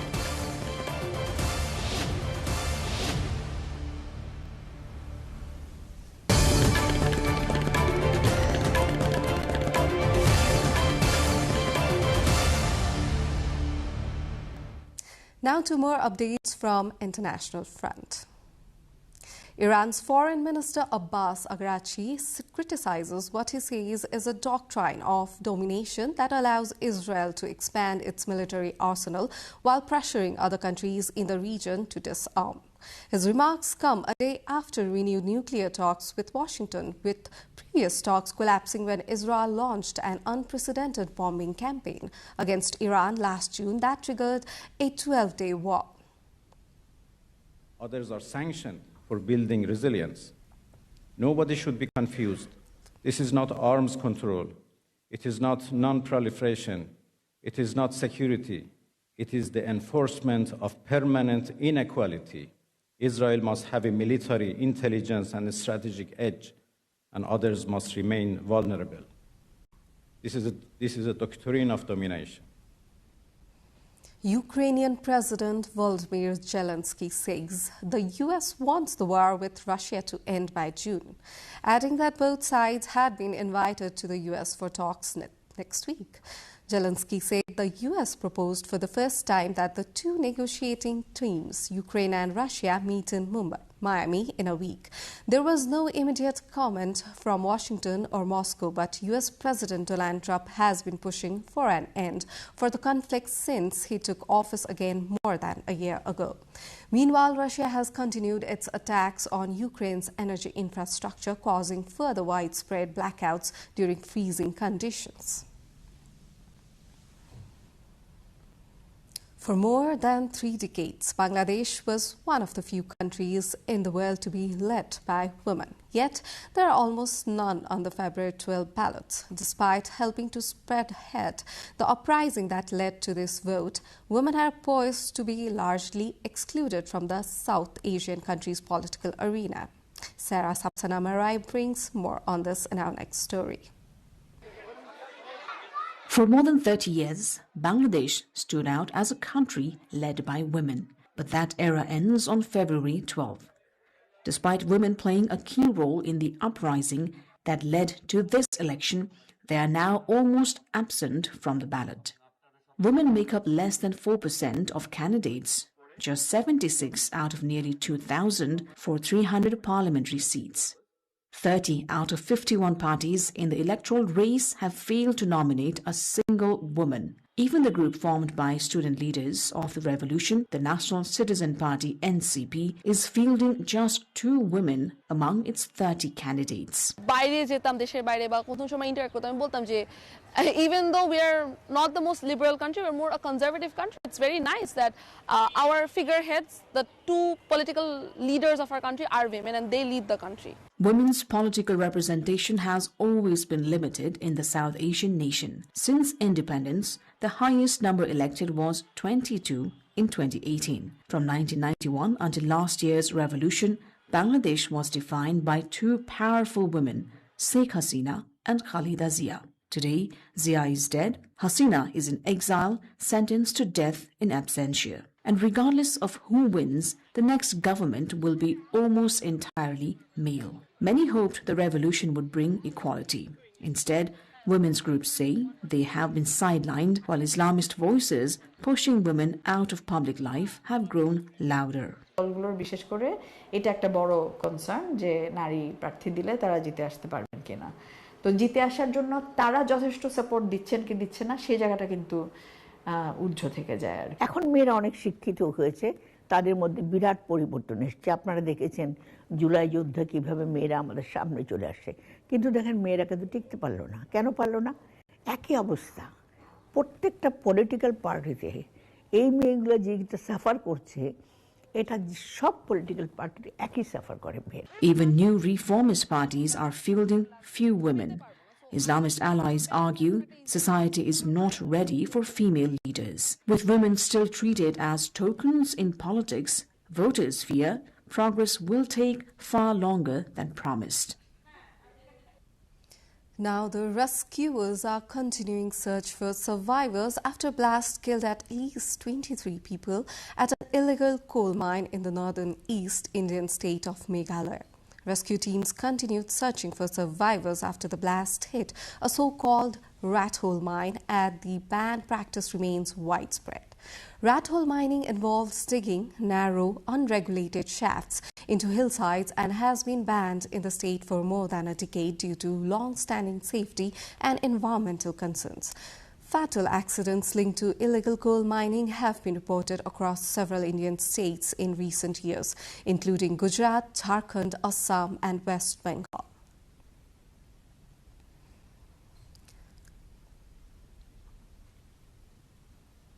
Now, Cambodian officials have publicly disclosed extensive damage to the UNESCO World Heritage-listed Preach Vihear temple following prolonged border clashes with neighbouring Thailand, highlighting the cultural cost of the region's most serious military confrontation in years. Chunks of broken sandstone now litter the century-old Khmer temple complex in northern Cambodia, and its ornate sandstone facades are poked with fresh shrapnel scars after weeks of fighting that involved heavy artillery shelling, aerial bombardment, tanks and ground troops. The clashes, rooted in a long-standing territorial dispute dating back to colonial Arab border demarcation, left dozens of people dead and more than 1 billion displaced before a December ceasefire was agreed. It is a UNESCO World Heritage Site since 2008, has long been a flashpoint between Cambodia and Thailand. Although the International Court of Justice granted Cambodia sovereignty over the temple and adjacent land, Thailand has disputed aspects of the ruling, and the disputed border has periodically erupted into violence. Now, a group of vultures, wild animals under China's National Grade 1 protection, have been spotted in a snow-covered mountainous area north of Karamay city in northwest China's Xinjiang Uyghur Autonomous Region. Against the glow of the setting sun, several vultures were seen standing quietly on the top mountain top with their dark brown feathers shimmering in the evening light. Others were seen soaring through the sky with their wings over 3 meters spread wide, displaying the commanding presence of large birds of prey. The mountainous area north of Karamay is an ideal habitat for the vultures, thanks to its well-preserved ecosystem and minimum human disturbance.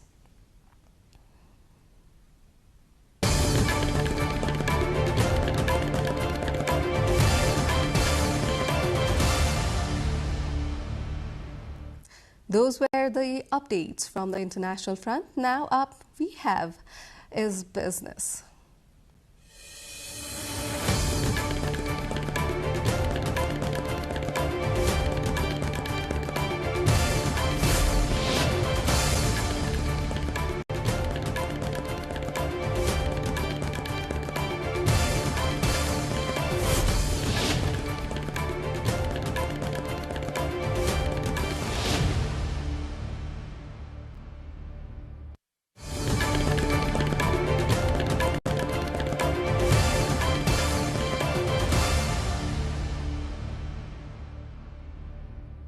YouTube has officially claimed the crown.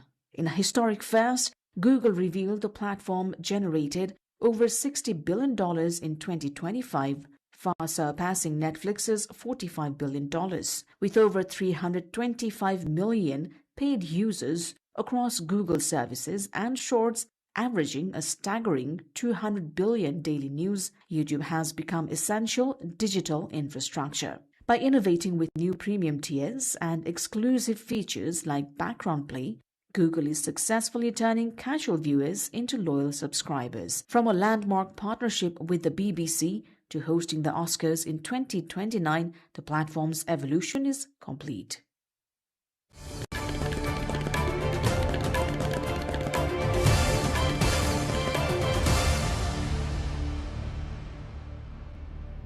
The world's first 20-megawatt offshore wind turbine unit was successfully connected to the grid for power generation off the coast of East China's Fujian province, marking a significant milestone in China's renewable energy advancement. The colossal turbine began generating electricity as its 14-meter-long blades slowly rotated above the East China Sea. Each full revolution produces more than 50 kilowatt-hours of clean electricity. The unit features a hub height of 174 meters, equivalent to a 58-story building, and a rotor diameter of 300 meters, giving it a swept area comparable to 10 standard soccer fields.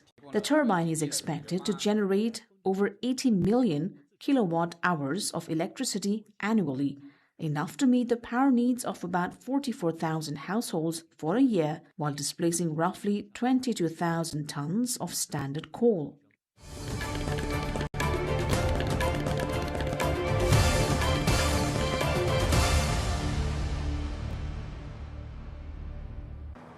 The European Union is taking a hammer to TikTok's secret sauce. Regulators have issued a major ultimatum: fix your addictive design or face fines totaling billions of dollars. Following a multi-year investigation, the EU found that features like infinite scroll and autoplay prioritize engagement over user well-being, particularly for children. TikTok has slammed the findings as meritless, but the consequences are very real. To avoid a fine of up to 6% of its global revenue, the platform may be forced to disable infinite scroll, change its algorithms, and implement mandatory screen time breaks.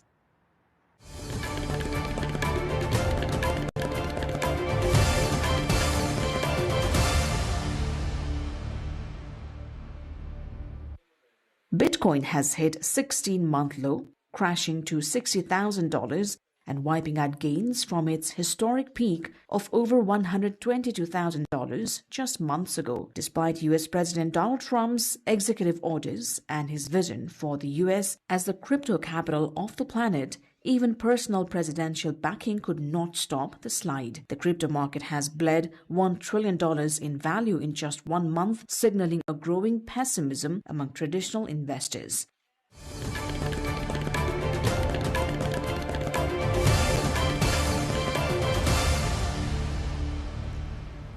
Now we are moving into sports.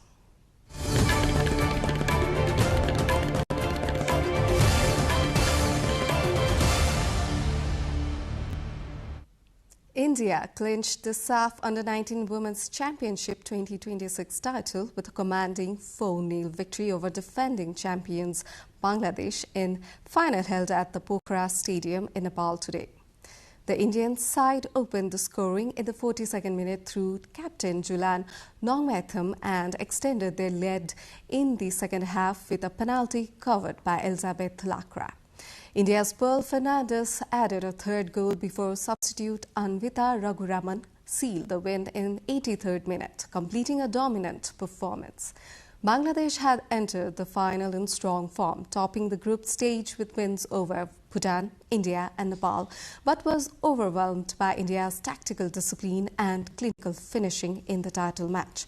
This marks India's third SAF Under-19 Women's Championship title in the age group, underlining the rising strength of youth women's football in South Asia. Now, the Nepali Army's Corporal Rajan Rokhaya secured the first position in this year's 11th edition of Chief of Army Staff Open Marathon. Rokhaya completed the full marathon distance in 2 hours, 15 minutes and 53 seconds. Similarly, in the half marathon, Army's Corporal Gajendra Rai claimed first place in the men's category by completing the race in 1 hour, 4 minutes and 45 seconds. In the women's category, Santoshi Shrestha emerged victorious, finishing in 1 hour, 14 minutes and 31 seconds, said the directorate. The competition also included 10-kilometer race for male and female students, army officers and military attaché, as well as 5-kilometer race for basic level school students and a 5-kilometer walkathon. Nepal's Chief of Army Staff Ashok Raj Sigdal awarded the winners and handed over certificates to them.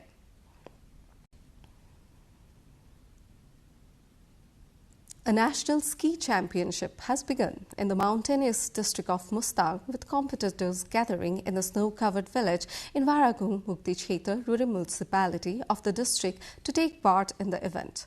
The competition, organized by the Nepal Ski Association, marks one of the few formal ski events held in Nepal's high-altitude regions, as natural snowfall has allowed conditions suitable for winter sports. A total of 28 athletes from 5 districts across Nepal have arrived in the white blanket Rani Pawa area to compete, showcasing alpine ski disciplines under natural snow conditions. The Nepal Ski Association said the championship aims to promote the development of skiing in Nepal and contribute to winter tourism growth in high Himalayan districts.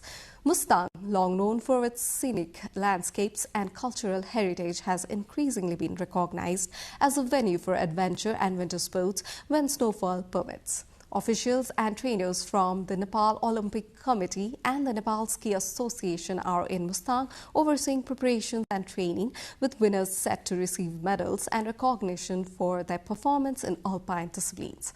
Organizers say they hope the event will help boost Nepal's winter tourism sector and encourage broader participation in winter sports in mountainous areas.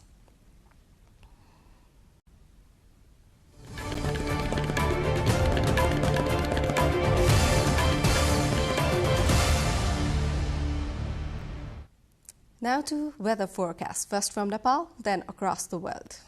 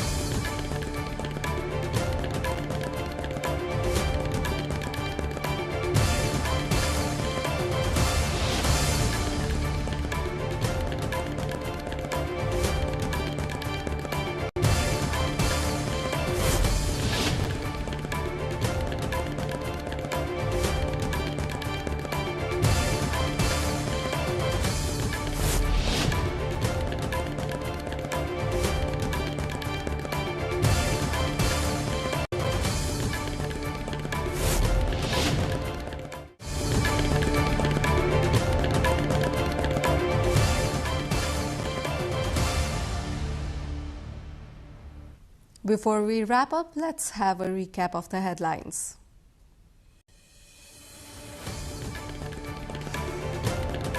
Election security strengthened as government confirms single-phase nationwide voting. Nepal's Home Minister urges to vote without any fear.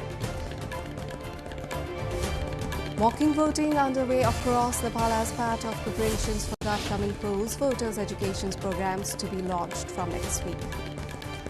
Hazardous lead found in toothpaste and beauty products raises public health alarm. Amount exceeds international safety limits. Trump signs executive order threatening secondary tariffs on any country trading with Iran. Order coincides with high-stakes US-Iran talks in Oman. Elections being held in Thailand and Japan tomorrow as voters face divergent national challenges. Japan's Prime Minister bets on her personal popularity. And Pakistan and West Indies start their World Cup campaign with wins. Nepal to face England in its opener tomorrow.